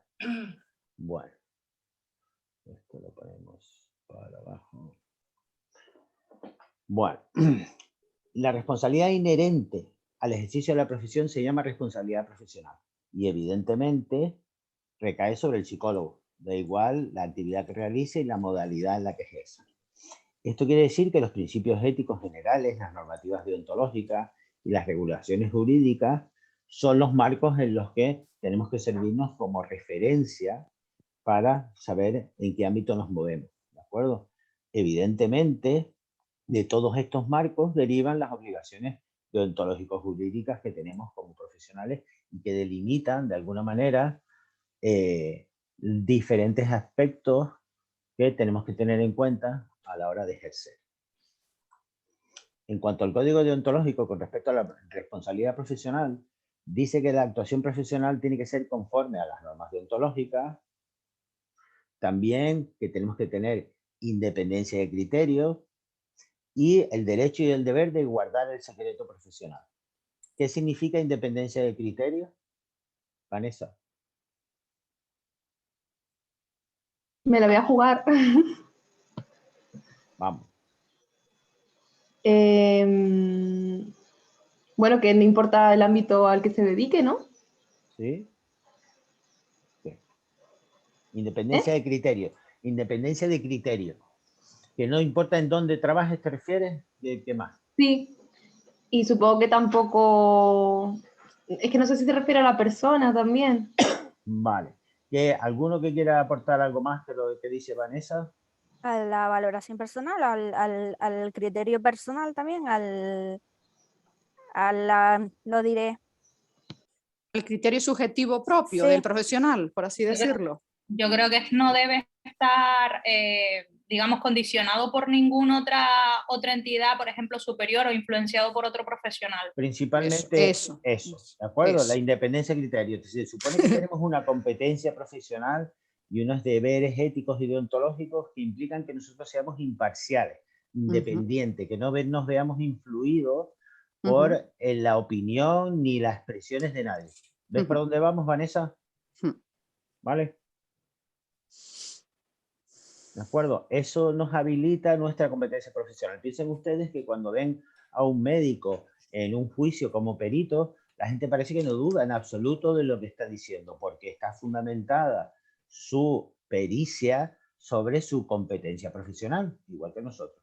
Y eso le permite ser independiente. Es decir, si un médico da su opinión técnica, da igual que la persona para la que trabaje no esté de acuerdo, porque su opinión técnica es la que prima. ¿Entienden lo que quiero decir? Sobre todo cuando se trata de cuestiones en las que puede estar en riesgo la salud o la integridad de alguien, evidentemente. ¿Vale? Por eso es importante tener independencia de criterio. Y esto lo traigo aquí ahora porque en muchas ocasiones nos veremos trabajando en ámbitos multiprofesionales, con trabajadores sociales, con monitores de ocio y tiempo libre, con concejales de servicios sociales de un ayuntamiento, etcétera, etcétera. Esto significa que un equipo multiprofesional tiene que tomar decisiones de un mismo caso desde diferentes ángulos. Pero eso no quiere decir que nosotros tengamos que plegar nuestro criterio profesional según el ámbito en el que estemos. Es decir, nuestro criterio profesional nos obliga a dar nuestra opinión sobre lo que nosotros hayamos comprobado, con nuestros métodos científicos rigurosos en los que respetamos la dignidad de las personas, el secreto profesional, etcétera, etcétera. ¿Entienden esto? Sí, ¿verdad? Vale. Bueno, entonces, además, el ejercicio de la profesión queda sometido a la normativa legal y estatutaria, al cumplimiento de las normas, etcétera, y, como les dije antes, al consiguiente régimen disciplinario. Con respecto a la formación continuada, el psicólogo deberá mantener una formación científica y técnica continuada para obtener una mejor capacitación profesional. En todo caso, de cara a trabajos, informes y diagnósticos, debes de distinguir cuidadosamente lo que se dice a nivel de hipótesis de lo que se puede contrastar fundamentalmente, de manera fundamentada, ¿vale? Por eso estamos hablando de la ciencia. Yo no solo tengo que decir que esto lo puedo comprobar y lo puedo probar, sino que esto no lo tengo del todo claro, que hay factores que yo no he podido encontrar o que están fuera de mi ámbito para poder deducir o concluir una cosa concreta. Si no puedo, lo digo, lo que pueda contrastar también. Bueno, con respecto a la autonomía profesional, el psicólogo no debe de aceptar ningún trabajo que atente contra su autonomía personal o aquellos que susciten problemas que no pueden ser asumidos por el estado actual de la psicología, porque sean aspectos que no tengan una demostración científica y también porque no podamos permitir, como estábamos hablando antes, la independencia de criterio, que nos impongan algo que atente contra esta autonomía personal. Yo en muchas ocasiones, no sé si a ustedes les ha pasado, en muchas ocasiones hay gente que te pide un informe y siempre hay que advertir a la gente que te pide un informe que tú lo que vas a poner en ese informe es lo que tú has encontrado y lo que tú has evaluado, aunque eso no necesariamente sea lo que la persona le gustaría que pusiera en el informe. Y a veces no coincide, al contrario, hay veces que le puede perjudicar. Con lo cual, uno tiene el derecho, por un lado, de advertir eso y también de cobrar el precio que me cueste hacer un informe, que en muchas ocasiones un informe lleva horas de trabajo. ¿Vale? Entonces, si yo le voy a cobrar a un paciente porque me pide un informe, yo evito cobrarle hasta que yo me asegure que ese informe tiene claro que es necesario para él. Pero pedirme un informe, yo se lo doy, pero lo tengo que cobrar, ¿de acuerdo? Con lo cual, un informe que ya verán que en el fondo es la devolución de la información que hacemos verbalmente, pero pasarla por escrito, ¿de acuerdo? Hay que hacerlo solo cuando sea imprescindible y ese informe vaya a surtir un efecto que nosotros podemos controlar, ¿vale? Bueno. En cuanto a la publicidad y la competencia desleal, aquí esto fue uno de los artículos que se modificó en su momento. El psicólogo debe ejercer en un régimen de libre competencia. Estamos en un ámbito del mercado, ¿de acuerdo? Con lo cual, para fijar sus honorarios, no puede guiarse por un colegio profesional, como antes sí se hacía. Ahora tenemos que estar sujetos al mercado de oferta y demanda y a que cada uno decida qué precio quiere poner por su servicio. Tú puedes poner 200 euros por consulta, otra cosa que te lo paguen, ¿de acuerdo? Pero tampoco nos podemos ir a los extremos, tampoco vamos a cobrar 30 euros por sesión, ¿de acuerdo? Yo creo que debemos de tener una idea de más o menos, o bien en la zona o en el ámbito en el que nos movemos, cuánto creemos que es lícito y normal cobrar y movernos en un intervalo en ese sentido. De hecho, en muchas ocasiones, el precio de la consulta lo puede variar en función de las circunstancias personales del paciente que tienes delante. Hay personas que tienen menos medios económicos y a lo mejor no le puedes cobrar 60 euros, le cobras menos, o le estiras en el tiempo para que le sea más fácil acudir, etc. ¿Vale? Bueno, el psicólogo debe procurar comunicar su saber a la comunidad profesional, ¿de acuerdo? Esto es una de las preguntas del examen, ¿no? Los deberes con la ciencia y la sociedad. En cuanto a los derechos del cliente y del usuario, el cliente o sus representantes legales, y aquí hablamos, por ejemplo, de menores, deben de conocer los objetivos y posibles consecuencias de cualquier proceso o tratamiento que vayan a realizarse. ¿Esto lo sabían ustedes? ¿Cómo podemos pasar esto a un acto? ¿Cómo se pasa esto a un acto? ¿Cómo se cumplimenta este artículo por medio de una acción profesional? ¿Quién me lo dice? Consentimiento informado. Un consentimiento informado, por ejemplo. ¿Y qué pongo en ese consentimiento informado? Pues, ¿cuáles serían los objetivos de la terapia o de la sesión? Los tiempos, en fin. Vale. ¿Y en cuanto a las posibles consecuencias? También hay que ponerlas, hay que especificarlas. Ok. Buenas y malas, ¿verdad? Buenas y malas, efectivamente. Muy bien, a eso voy. Sí. Muy bien. En todo el caso, el psicólogo tiene que respetar la autonomía, la libertad de decisión y la dignidad del cliente. Es lo que hemos estado hablando hasta ahora, ¿vale? Y asimismo, hacer nuestra actividad con la máxima imparcialidad, ¿vale? Es decir, la prestación de los servicios en una institución no exime de la consideración, respeto y atención a las personas que puedan entrar en conflicto con la institución. Este es el ejemplo que estaba poniendo del ayuntamiento. ¿De acuerdo? Puede haber ocasiones en las que hay intereses contrapuestos como consecuencia de que ese caso se vea por diferentes profesionales. Y ahí nosotros tenemos que mantener esto muy claro. Nuestra imparcialidad va dirigida siempre a la protección de estos aspectos fundamentales que hemos visto esta tarde, de la dignidad, de la integridad, de la competencia, del respeto a la salud y al bienestar de las personas, ¿ok? Y si eso está en tela de juicio, nosotros nos mantenemos firmes ahí. Ojo, ya verán que pueden ser situaciones complicadas. Hay gente que puede incluso pensar que su puesto de trabajo está en riesgo si se niega a hacer determinadas cosas por parte del concejal de turno o del que sea. Pero hay situaciones de este estilo en las que uno se puede asesorar, ¿de acuerdo? Y en las que quizás sea mejor asesorarse que plegarse, ¿vale? Porque la consecuencia puede ser hacer daño a un menor o a una familia que está en riesgo, etcétera, etcétera, ¿vale? O no solo hacer daño, sino no hacer el bien, ¿de acuerdo? Dejar de hacer algo que deberíamos de haber hecho. En cuanto a los trabajos escritos, cualquier trabajo que vayamos a hacer a nivel de escrito deben de ser firmados por el profesional. Eso quiere decir que yo tengo que poner mi rúbrica, mi nombre y mi número de colegiado, como mínimo. He visto un montón de informes y de tarjetas y de placas de identificación en edificios que no tienen el número de colegiado del compañero. Eso no lo verás en ningún profesional tipo médico o algo así. No sé cómo lo hacen ellos, si se los graban en la frente o se los tatúan, pero todos lo ponen. Nosotros tenemos que acostumbrarnos a identificarnos bien siempre. Y además a acordarnos que firmar un informe implica asumir una responsabilidad. Quiere decir que todo lo que puse en ese informe lo tengo que poder respaldar y defender ante cualquier tipo de pregunta.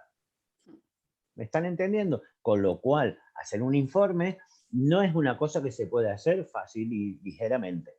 Hay que pensárselo mucho, ¿de acuerdo? Y asegurarse que lo que pongo lo estoy respaldando con mis frutos. Bueno, ¿alguna pregunta con esto? Aunque parezca que me pongo serio, no me pongo serio, ¿de acuerdo? Hablo así, no es que estoy enfadado ni nada. Bueno, ejemplos de responsabilidad administrativa. Esto no es una responsabilidad penal, ¿de acuerdo? Pero son responsabilidades administrativas ante las que nos pueden castigar, como quien dice, con trabajos para la comunidad, ¿de acuerdo? Que normalmente no generan nada y que en este caso, más que nada, tiene la intención de ofrecer consejos sobre aspectos que es recomendable evitar. Por ejemplo, aceptar como pacientes a familiares, amigos o contactos sociales o laborales. ¿Vale? Otro. Aceptar como pacientes a personas con las que hayamos tenido vínculos sexuales. Otro. Aceptar cualquier tipo de negocio o sociedad con pacientes actuales o pasados. Aceptar gratificaciones valiosas que vayan más allá de los honorarios. Invitar a un paciente a un evento social. Aceptar favores personales de los pacientes. Compartir problemas personales, revelando intimidades a los pacientes. Esta última, esta la dejé para el final, porque esta es discutible. ¿De acuerdo? Es decir, hay determinadas perspectivas que aceptan que las autorrevelaciones pueden ser incluso convenientes en determinadas ocasiones, midiendo bien lo que uno dice, para generar un mejor ambiente terapéutico, por ejemplo. ¿De acuerdo? Pero, bueno, como tal, como aquí imagino yo que dentro de lo que es la responsabilidad administrativa, imagino que se refiriera a aquellos aspectos que está de más compartir. ¿Vale? Bueno, ¿qué es la mala praxis? Por responsabilidad civil o penal.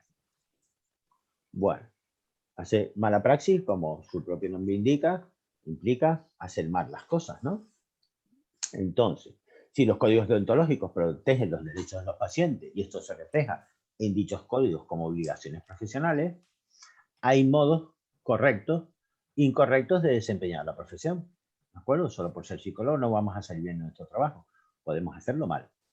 Los modos incorrectos son lo que llamamos mala praxis, y no solo es típico de los psicólogos, también puede ser de los médicos, de los enfermeros, de los fisioterapeutas, de cualquier profesional. Es un concepto jurídico referido fundamentalmente a conductas que ponen en riesgo o dañan aquellos bienes tutelados por las leyes y como consecuencia también por las normas deontológicas, que recuerden que como son de ámbito inferior tenemos que respetarlas igual. Los bienes jurídicos no se refieren necesariamente a bienes materiales. Por ejemplo, el deber de confidencialidad, de consentimiento informado o las regulaciones respecto a las transgresiones de los límites profesionales tienden a proteger los derechos a la intimidad, la autonomía, la autodeterminación, etc. Recuerden lo que les estaba comentando antes con respecto a cómo va a considerar el juez que yo haga un daño físico o que yo haga un daño moral en este ámbito, por ejemplo. ¿De acuerdo? Siempre va a ser considerado como mucho peor, ¿vale? Al psicólogo compete, como ciudadano, una responsabilidad civil en relación al contrato de prestación de servicios que establece con el destinatario de su labor. Es decir, el contrato que yo establezco con el cliente desde el momento que entra en mi consulta. Lo tenga por escrito o no lo tenga por escrito. ¿De acuerdo? De cara a un juez le va a dar igual que lo tenga por escrito o no. Como él pueda demostrar que esa persona ha estado conmigo en el gabinete, ya hay un contrato, aunque sea verbal. Por esto es recomendable esta ficha que les pido como colofón un poco, como trabajo de fin de curso, para que ustedes tengan un documento legal que les puede proteger ante un montón de situaciones y en las que el cliente va a afirmar que ha leído y entendido todo eso. Les protege a ellos y a ustedes. ¿Vale? Entonces, la mala praxis se da cuando esta responsabilidad se quebranta. Esta responsabilidad civil proviene de las obligaciones civiles y profesionales que se establecen en los estados de derecho. El propio profesional debe de responder en este ámbito como, claro, sujeto de derecho también.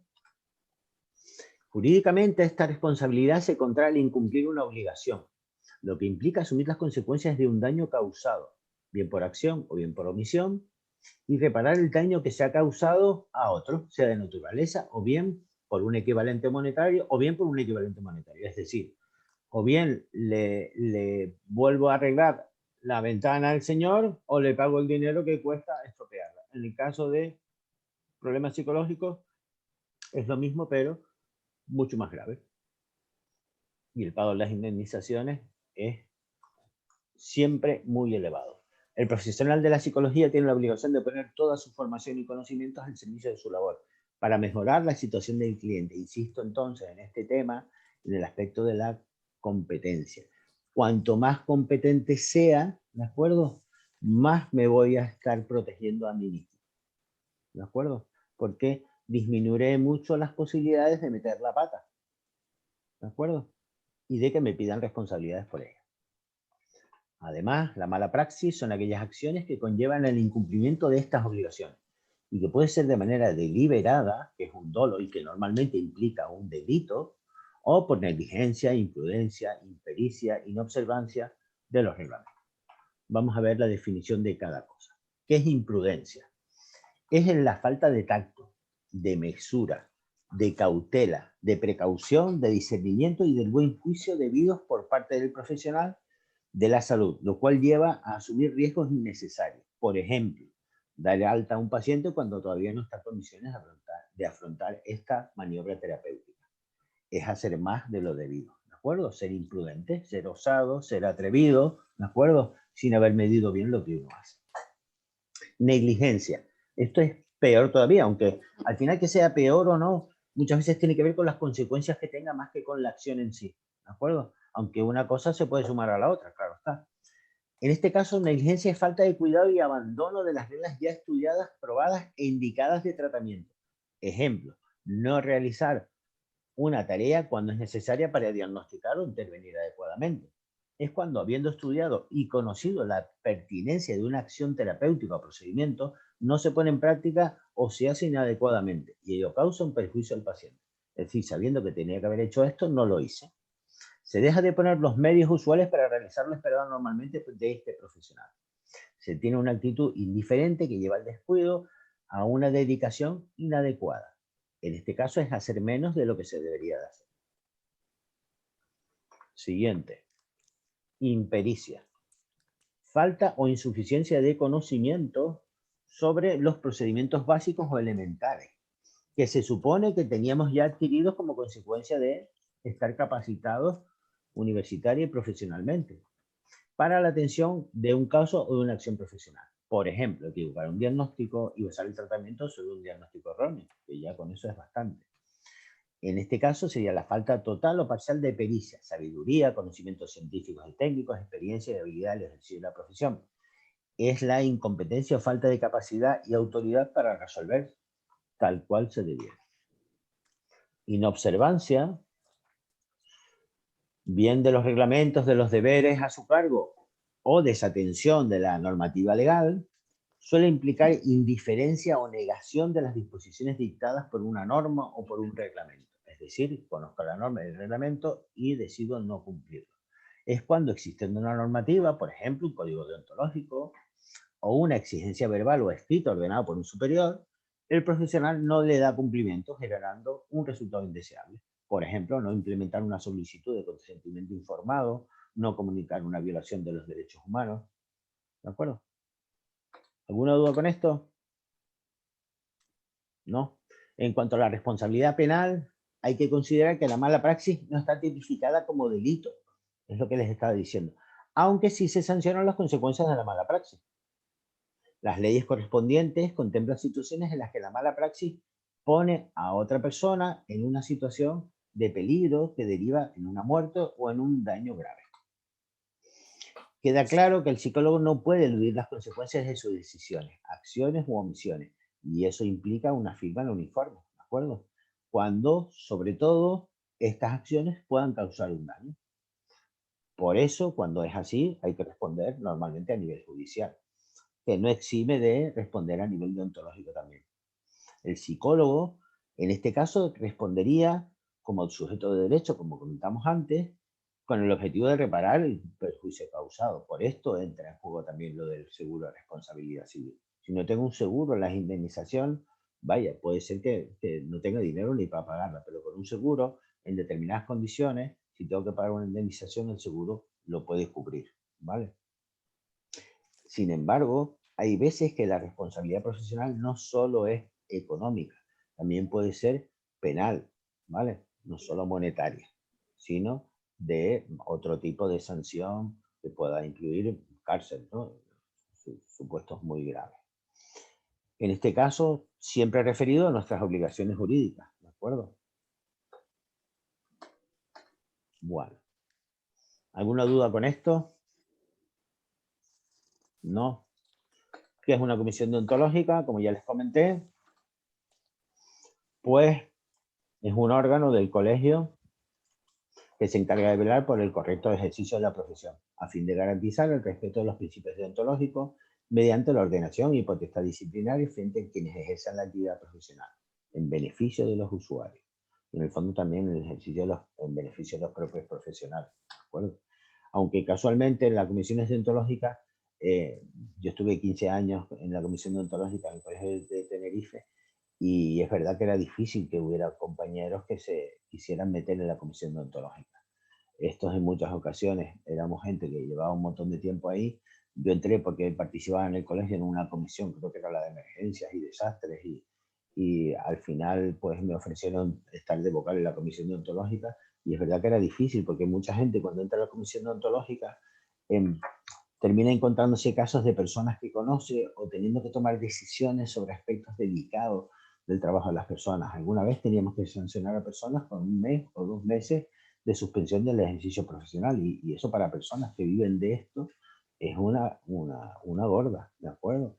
Con lo cual el trabajo del psicólogo en este ámbito es un poco indeseable, y a la gente pues normalmente pues no le gusta hacerlo. De hecho, había veces que en la comisión alguien se da de baja por enfermedad y tenía que poner uno al colegio profesional, que la Junta está obligada a poner a alguien, porque cuando hay mucho trabajo, pues con pocos no se puede. Y la Junta ponía a alguien que duraba 1 semana y no volvía. Se iba, como era voluntario, se iba y la Junta tenía que poner otro, ¿de acuerdo?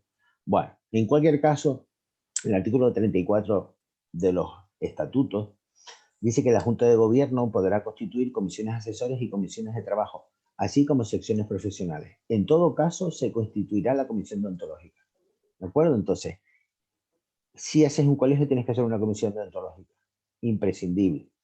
¿A qué se dedica? A emitir informes de carácter vinculante en lo referido a la calificación de los actos profesionales. Esto quiere decir que la comisión deontológica califica las faltas como leves, graves o muy graves, que son los 3 tipos de faltas que hay. Y así emite un dictamen que manda a la Junta, que es la que al final impone la sanción. Y esa calificación no la puede cambiar la Junta, ¿vale? Porque es la comisión deontológica la única que lo puede hacer. Dime. A ver, una pregunta. ¿Cómo le llega a la comisión esas faltas? El conocimiento de las faltas de los profesionales. Ahora, yo creo que ahora un poquito más adelante te lo voy respondiendo. ¿De acuerdo? Ya saldrá.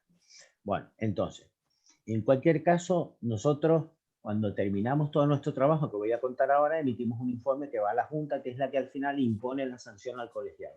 La Junta no puede cambiar la calificación de la falta de leve, grave, muy grave, pero sí puede cambiar la cantidad de días que nosotros recomendamos sancionar.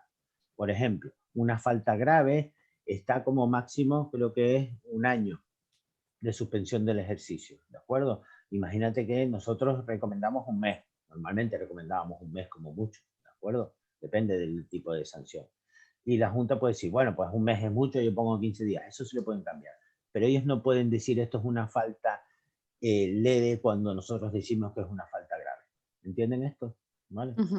Por eso la comisión deontológica tiene carácter de independencia. ¿Vale? Bueno, en todo lo que tiene que ver con la normativa deontológica profesional, en todo lo que son sus funciones. Las normas deontológicas que rigen la práctica de la psicología se encuentran recogidas evidentemente en el Código Deontológico. ¿De acuerdo? Muchas de estas normas serán las que vayamos a ver a lo largo del curso en diferentes momentos. Y la función que ejercen los colegios profesionales a instancias de la administración, que son quienes ostentan las competencias en materia de salud. De hecho, ¿sabían ustedes que el colegio profesional tiene obligación cada X tiempo de mandar información a la Consejería de Sanidad sobre los colegiados que han sido sancionados? Pues está obligado a hacerlo, ¿de acuerdo? Y lo hace. ¿Por qué? Porque se plantea el tema de que yo sanciono a Pepito de los Palotes, que tiene una consulta en ICO, y cómo sé yo si él dejó de ejercer o no dejó de ejercer, si a lo mejor no emite factura. ¿De acuerdo? Entonces, en principio, aunque les puedo decir que hasta lo que yo sé, no se controla eso físicamente, no te van a mandar un abogado ni un detective privado a tu consulta a ver si estás ejerciendo o no, pero sí ante cualquier cosa se pudiera demostrar que has estado ejerciendo mientras estabas inhabilitado, eso es una falta muy grave y puede incluir expulsión, ¿de acuerdo? Por lo cual en estos casos, pues todo esto que estamos haciendo hoy probablemente puede evitar que lleguen a circunstancias similares o parecidas. De hecho, ahora mismo en las oposiciones, en las bases de cuando tú vas a presentarte a unas oposiciones, hay un apartado que te dice que tú tienes que decir que estás exento de cualquier tipo de... claro, de inhabilitación, exacto, de separación del ejercicio profesional, etc. Exacto. Claro. Sí. Vale. Bueno, aquí les pongo en parte los fines que tiene la comisión deontológica, que es velar por la difusión y el cumplimiento del código deontológico. Entre uno de estos fines está el curso que estamos haciendo hoy. De hecho, este curso nosotros llevamos peleando por él desde hace tiempo, mientras estamos en la comisión deontológica, para impulsarlo, que lo impulsamos desde allí. Y en diciembre del 2014 coincidir cuando conseguimos que hiciera la modificación en el reglamento para incluir la obligatoriedad del curso. Pero hasta el 2018 no conseguimos que se convirtiera en una realidad el ponerse en marcha a dar los cursos. Y ha sido un éxito porque la mayoría de los alumnos aprenden un montón.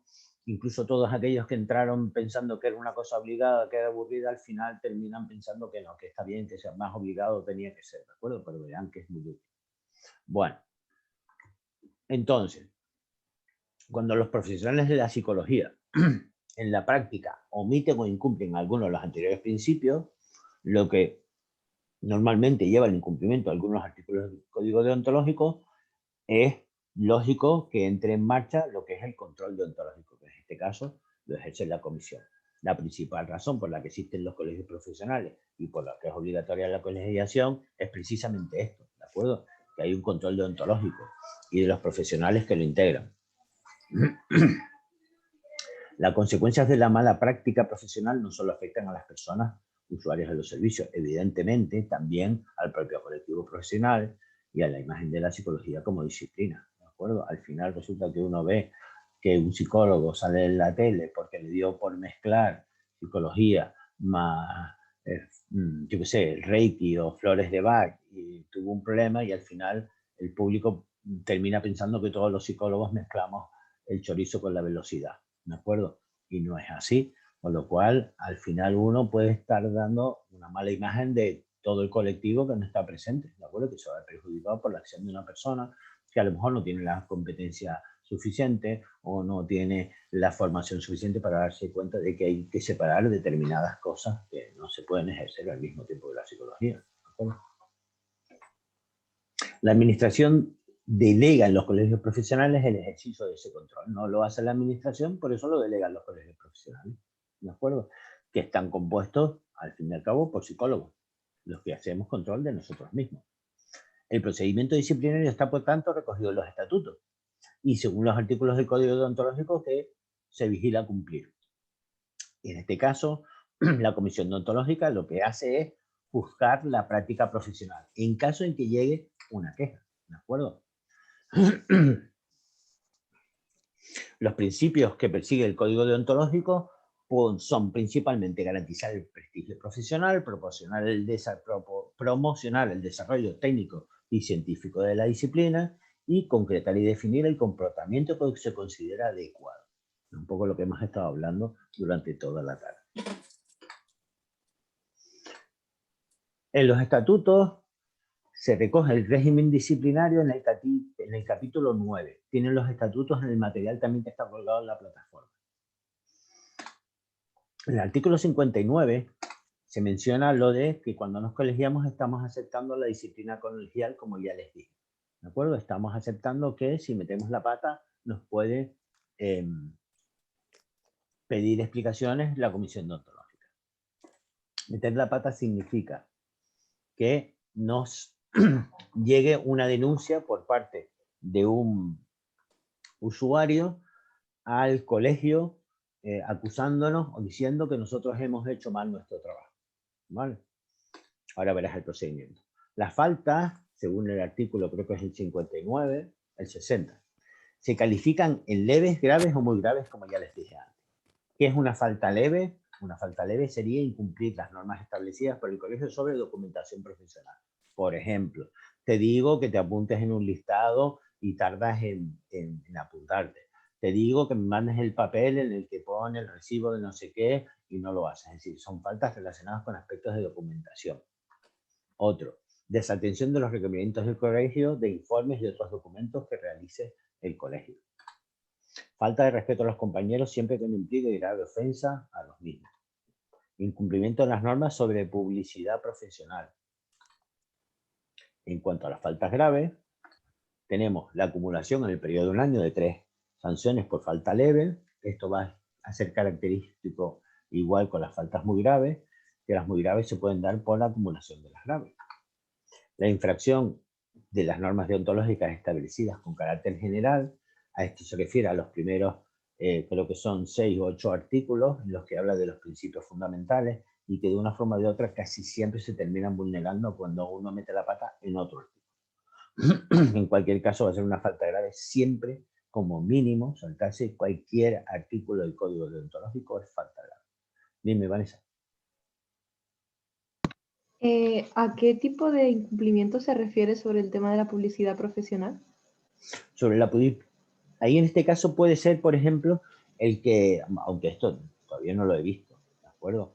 El que, por ejemplo, tú pongas tu nombre sin poner tu número de colegiado, ¿de acuerdo? O que cojas y en tu publicidad pongas, en una semana le hago yo un tratamiento que le curo de todo cualquier, ¿vale? Es decir, hacer promesas sobre tratamientos o cuestiones que en el fondo lo que buscan es conseguir más clientes y no necesariamente poder llevar a cabo eso que prometen. ¿De acuerdo? Que parece que sea un poco engañoso. Entonces, siempre que tú te publicites en algún lugar, siempre tienes que indicar tu número de colegiado. Sí, señorita, siempre. Tu nombre y número de colegiado es obligatorio. Porque yo lo veo mucho en un montón de cuentas así de Instagram, psicólogos y psicólogas que se publican Y mucho no lo por ponen. ahí. Y no lo ponen. No lo ponen, sí, deben de ponerlo. Deben de ponerlo. De hecho, recuerden, estamos obligados a estar colegiados todos, excepto en un caso, y esto es pregunta de examen también, ¿no? Excepto en un caso, en el caso en que nuestros clientes sean de la propia administración. Y esto se da, por ejemplo, en el ejército, que cuando tú eres psicólogo, quien acude a tu gabinete de psicología del ejército son soldados. En este caso, tus clientes son miembros de la administración Y no tendrías que estar colegiado. Yo estuve un montón de años en el ejército y yo igualmente yo estaba colegiado, aunque no tenía obligación. En el resto de lugares en donde tú ejerzas, que veas a personas que no sean de la administración, es decir, que sean de la calle, da igual en donde sea, tienes la obligación de estar colegiado. Y no hacerlo es una falta grave. ¿Vale? Entonces también pasaría con un psicólogo de recursos humanos, por ejemplo, de un hospital, por Sí. ejemplo. Si sus clientes, en este caso no es la administración. Fueran trabajadores del propio. Exacto. Ahí Eso. tampoco tendría por qué colegiarse. ¿Vale? Ujú, ujú. Bueno, entonces, falta grave también las ofensas a los compañeros, ofensas graves. Ay Dios, ¿qué pasó aquí? Espérense, porque eso fue lo que le digo.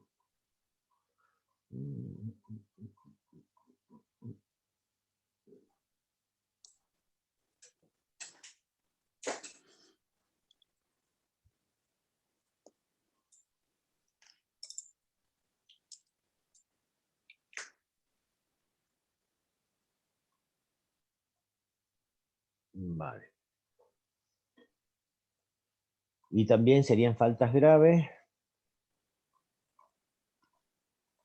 además de las ofensas graves a los compañeros, los actos y omisiones que atenten contra la moral, dignidad o prestigio de la profesión. En cuanto a esto mismo, también tenemos la infracción grave del secreto profesional con perjuicio para un tercero. Esto también sería una falta grave. Y la emisión de informes o expedición de certificados faltando a la verdad. Ya verán que tenemos un aspecto, cuando lleguemos, creo que es el tema 6, cuando hablemos de informes lo veremos en detalle. Los actos que supongan competencia desleal contra determinados compañeros, el incumplimiento de los deberes que corresponden a los cargos electos en los órganos colegiales, la infracción de normas deontológicas contenidas en el Código Deontológico, y como faltas muy graves, la acumulación de faltas graves en el año siguiente, cualquier conducta constitutiva de delito en materia profesional, atentado, delito doloso, recuerden que es con intención, el atentado contra la dignidad de las personas con los accidentes de ejercicio profesional, y ya está, eso serían las faltas graves. En cuanto a las sanciones, tenemos que las faltas leves serían sancionadas mediante apercibimiento por escrito con constancia en el expediente del colegiado. Las graves serán sancionadas con suspensión del ejercicio profesional o, en su caso, con sujeción del mandato del infractor hasta un año. Cuando pone hasta un año, puede ser de un día a un año, ¿de acuerdo? ¿Vale? Hasta un año no significa que tengas que ir cogiendo un año como mínimo. Puede ser un día, ¿vale? Pero como máximo, si es una falta grave, le puedo poner un año, que es un montón, vaya, es impensable. Faltas muy graves que pueden ser sancionadas con suspensión del ejercicio profesional superior a un año o expulsión del colegio. Las infracciones muy graves prescriben a los 3 años, las graves a los 2 años y las leves a los 6 meses. ¿Comprenden el concepto de prescripción, verdad? Vale. Las sanciones impuestas por faltas muy graves prescriben a los 3 años, las impuestas por faltas graves a los 2 años y por faltas leves al año. En cuanto a la imposición de sanciones y las competencias de la Comisión Deontológica, es un poco lo que les estaba comentando antes. Todo el trabajo de la Comisión Deontológica se basa en un dictamen que después recibe la Junta de Gobierno, que después de la instrucción de expediente da tramitación a estos procedimientos. Pero siempre es la Junta la que impone la sanción al colegiado, no la Comisión Deontológica. La Comisión Deontológica tiene carácter asesor, ¿de acuerdo? Recomienda a la Junta cómo actuar después de haber estudiado el caso y siempre basándose en los principios de legalidad que asisten al compañero que está siendo estudiado. Es decir, tiene derecho a presentar todas las pruebas que quiera, tiene derecho a presentar alegaciones y a recurrir contra una sentencia o un dictamen que piense que no está adecuado a lo que él hizo, tiene derecho a presentar pruebas a su favor, a ir acompañado de un letrado, ¿de acuerdo? Igual que tienes garantizado en cualquier juicio a nivel civil. La Junta de Gobierno da traslado del conocimiento de las presuntas faltas a la comisión deontológica. Aquí, Raquel, es un poco lo que te estaba comentando. Cuando, imagínate que alguien llega al colegio y dice, mira, quiero presentar una queja contra Pepito Pérez, ¿vale? Entonces le da un documento en donde él escribe su nombre, apellidos y cuenta que tiene para quejarse. En ese momento puede aportar además toda la documentación o pruebas que cree que sustentan esa queja. Esa queja va a la Junta Permanente, que es un órgano de la Junta de Gobierno del colegio, que está activo todo el tiempo, se reúnen una vez en semana y ellos estudian el caso. Si creen, después de estudiarlo la Junta, que ese caso tiene que ir a la comisión deontológica, lo que hacen es una especie de traslado de la Junta Permanente a la comisión deontológica. Si no es así, directamente ni nos llega a nosotros. ¿Cuándo no nos llega? Cuando a lo mejor la queja viene dada, por ejemplo, porque una persona no está colegiada. Desde el momento que esa persona no sea colegiada, no podemos valorarla por nada deontológico, puesto que no es un colegiado. Solamente entrarán quejas a la comisión deontológica de acciones realizadas por alguien que esté colegiado. Una vez que esté colegiado y nosotros pensemos que esa queja tiene que ver con algo que está relacionado con el incumplimiento del código deontológico, las normas, etcétera, etcétera, que estuviera catalogado dentro de estos tipos de faltas que les acabo de comentar, entonces entraría en marcha el procedimiento de la comisión deontológica, que lo que hace es lo siguiente. Primero informa tanto al colegiado que fue denunciado como a la persona que pone la denuncia que esa queja ha tenido entrada en la comisión deontológica. A continuación se le da una cita tanto a uno como a otro, por separado normalmente, para que puedan ir al colegio acompañados de un abogado, hay gente que lo hace y hay gente que no, para presentar toda aquella documentación que creen ellos que es pertinente para defenderse, ¿vale? En esa entrevista se les da una copia de la queja y se les dice, mira, se han quejado de ti por este tema, ¿de acuerdo? Y ahora tienes un tiempo a partir de este momento para tú presentar toda la documentación o las alegaciones que tú quieras o todas las reuniones, lo que sea. ¿Esto quién lo hace? Un instructor de la comisión deontológica. Cuando entra un caso, llega a la reunión, me llegó un caso de no sé quién. ¿Quién lo coge? Entonces, allí en la Junta, creo que en la comisión deontológica, en la ejecutiva, éramos 5. Entonces, uno de los 5 ha sido instructor del caso, que era el encargado de llamar a los 2 contendientes, de explicarles el procedimiento y empezar a correr un periodo de plazo en los que tenemos que pasar desde el momento en el que los llamamos para hacer la entrevista hasta el momento en el que nosotros elaboramos, después de esa primera entrevista y recoger todas las pruebas que tengamos, un pequeño informe previo que comentamos con los compañeros, compartimos con el resto de la Junta Ejecutiva de la Comisión Deontológica y entre todos decidimos un poco si lo que sea la información que se ha pedido, las pruebas que se han recabado, la emisión de las conclusiones que se hace, un poco coinciden con lo que se supone que debe de coincidir en este caso. Una vez que sea así, es cuando este instructor, después de haber dado la opción a cualquiera de ellos de presentar alegaciones a posteriori si ve que lo que yo digo no está de acuerdo, etcétera, etcétera, elabora un dictamen y lo manda de nuevo a la Junta de Gobierno, que es la que al final Dicta aplica la sentencia. sanción. Ok, ¿vale? La pone en marcha. Nosotros recomendamos un tipo de falta y una sanción, y después ellos pueden subir o bajar los días de sanción, pero el tipo de falta lo tienen que respetar y lo tienen que aplicar. ¿Vale? ¿Alguna duda con el procedimiento? ¿No? A mí es que el tema me genera duda, pero claro, estoy hablando desde la ignorancia, de el momento de aportar documentación, por ejemplo, un paciente, ¿qué tipo de documentación puede aportar? De ¿Sabes? todo. ¿No? Fíjate, una cosa que era muy Informe. frecuente, por ejemplo, ¿quién dijo lo del informe? Me salió No beba. Ampollona. culpable. Bueno, pues en muchas ocasiones, con casos relacionados con la custodia de menores, es muy frecuente que un psicólogo emita un informe. A lo mejor este psicólogo, en la información que vierte en el informe, pone algo que perjudica a una de las partes. Por ejemplo, ¿no? Recomienda la custodia por un lado, lo que sea, ¿no? Supongamos que él hace bien su trabajo y cuando hace el informe, pues para él está totalmente justificado el por qué emite esas conclusiones, qué instrumentos ha utilizado para hacerlo, etcétera, etcétera. Pero el perjudicado, en este caso de la otra parte, dice o que no se le avisó cuando se hizo el informe, no se enteró que habían evaluado los menores, o que la información que está diciendo no la puede contrastar porque dice algo de mí y a mí no me entrevistó, en fin, porque dijo una cosa que se supone que no podía saber porque se enteró por otro, en fin. Cuando sucede algo de eso, en muchas ocasiones, los que se quejan llevan pues el informe, la sentencia que salió en el tribunal, llevan información complementaria, es decir, intentan llevar toda la cantidad de información que pueden. Evidentemente, la Comisión Deontológica, toda la información que llevan, se mete en un expediente confidencial, ¿de acuerdo? Ahí no puede acceder ni la Junta de Gobierno, ¿vale? Ese expediente solo lo puede manejar y utilizar y mirar la Comisión Deontológica, nada más, nadie más, ¿vale?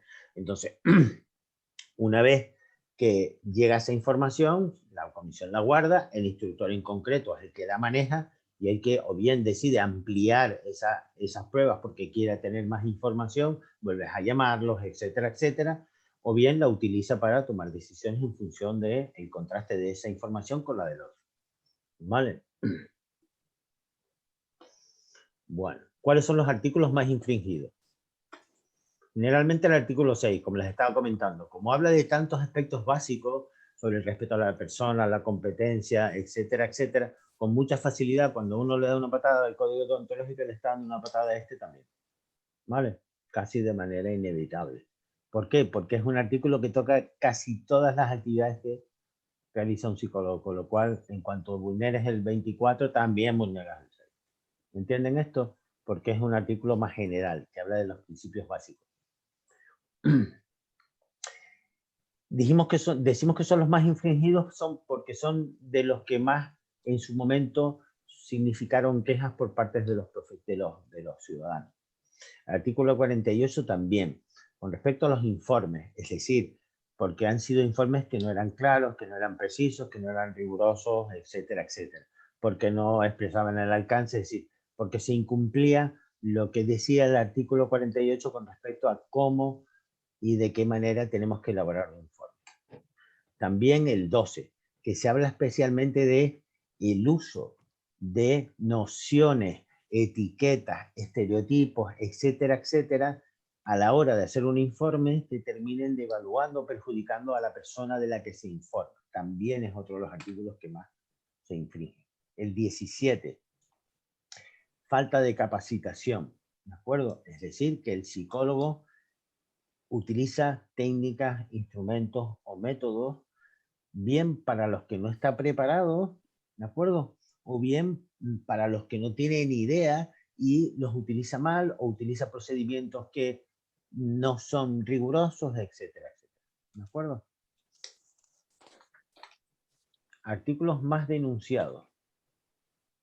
En este caso sería el 6, como estábamos hablando antes también, y el 25, que este es el que se denuncia mucho, ya entraremos en profundidad, creo que más adelante, con respecto a las personas que van a tu gabinete a que evalúes a uno de los niños en un proceso de separación, te va uno de los dos, el otro no va.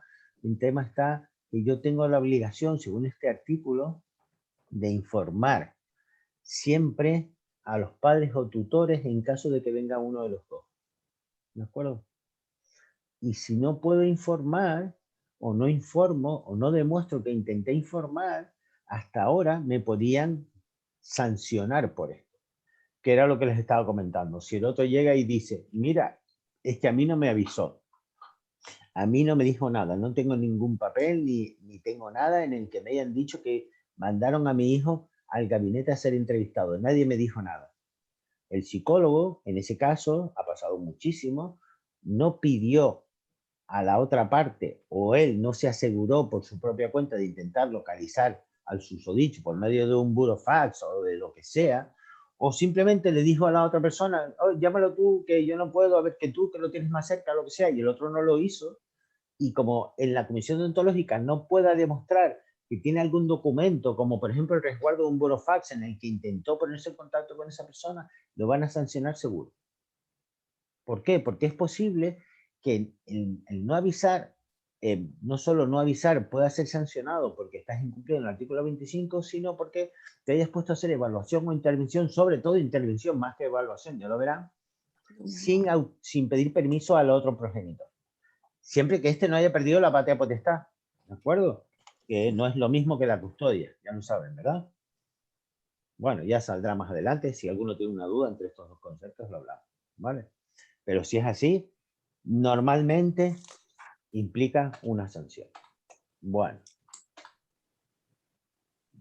vamos a hacer la práctica en el aula. Vamos estupendo, media horita. Mira, genial. Vale. La ética, principios básicos de las actuaciones, los códigos deontológicos. Vale. Vamos a discutir casos prácticos ilustrativos que representan situaciones profesionales que han sido denunciados en las comisiones deontológicas. Como material complementario, contamos con un modelo que tienen en la plataforma del Código Deontológico en vigor, con las adaptaciones de la Ley Ómnibus que les hablé, y con un extracto de los estatutos sobre la calificación de las faltas y las sanciones que les he puesto y que tienen también en el material teórico, ¿vale? Al final del material teórico de este módulo 1. Entonces,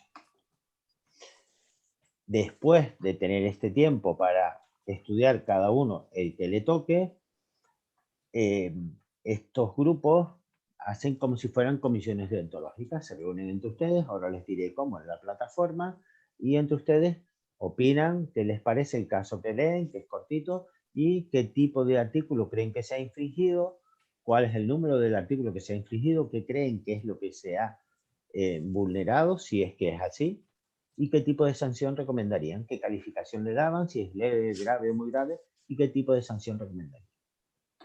Entonces, bueno, vamos a ponerlos aquí para que los vean, aunque los tienen también en la parte de práctica. Vale. Por aquí. Vamos a dejar de compartir esto y a compartir la parte práctica.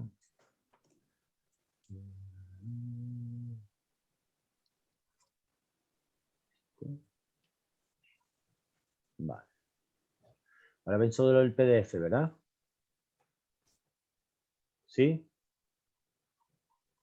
Vale. Bueno, tenemos 8 posibles situaciones. ¿Vale? Los tienen aquí. Entonces, si se fijan en la plataforma, voy a pasar a compartir la plataforma. Si se fijan en la plataforma, aquí al principio tienen los grupos organizados, ¿lo ven? Sí. ¿Vale? Entonces, cada uno se busca en el grupo en el que está y lo que hacen para participar es entrar en el grupo que les toca, ¿de acuerdo? Y hablar en el foro, ¿vale? Entrar en la sala y empezar a escribir, ¿de acuerdo?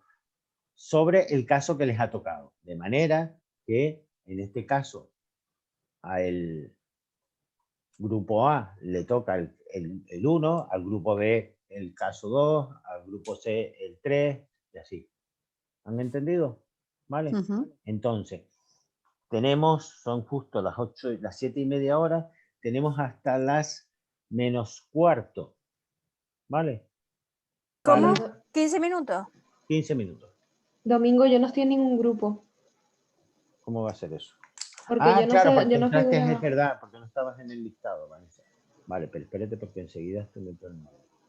Yo creo que te puedo meter fácilmente, como por ejemplo, que tenga menos participantes, 1, 2, 3, 4, 5. Son que están aquí, mira, te voy a meter en el grupo F. Para ello lo que hago es quitar la restricción de tener que pertenecer al grupo. A ver si me deja. Y ahora miro si estás en el... Y lo de la nota al final no se solucionó, ¿no? No figura la nota de... no te preocupes que yo me encargo de eso ahora, ¿vale? Porque me tengo que meter a ver si... Vale, no hay restricciones para entrar. Está guardado. Y ahora vamos a ver si sales entre los participantes. Tu nombre completo es Vanessa.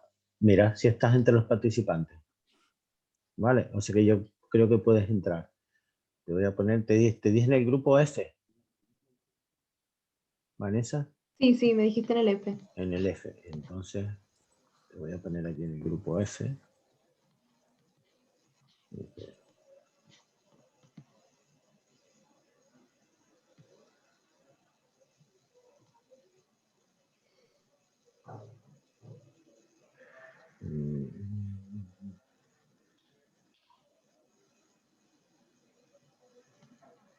¿Han podido entrar en los grupos, chicos?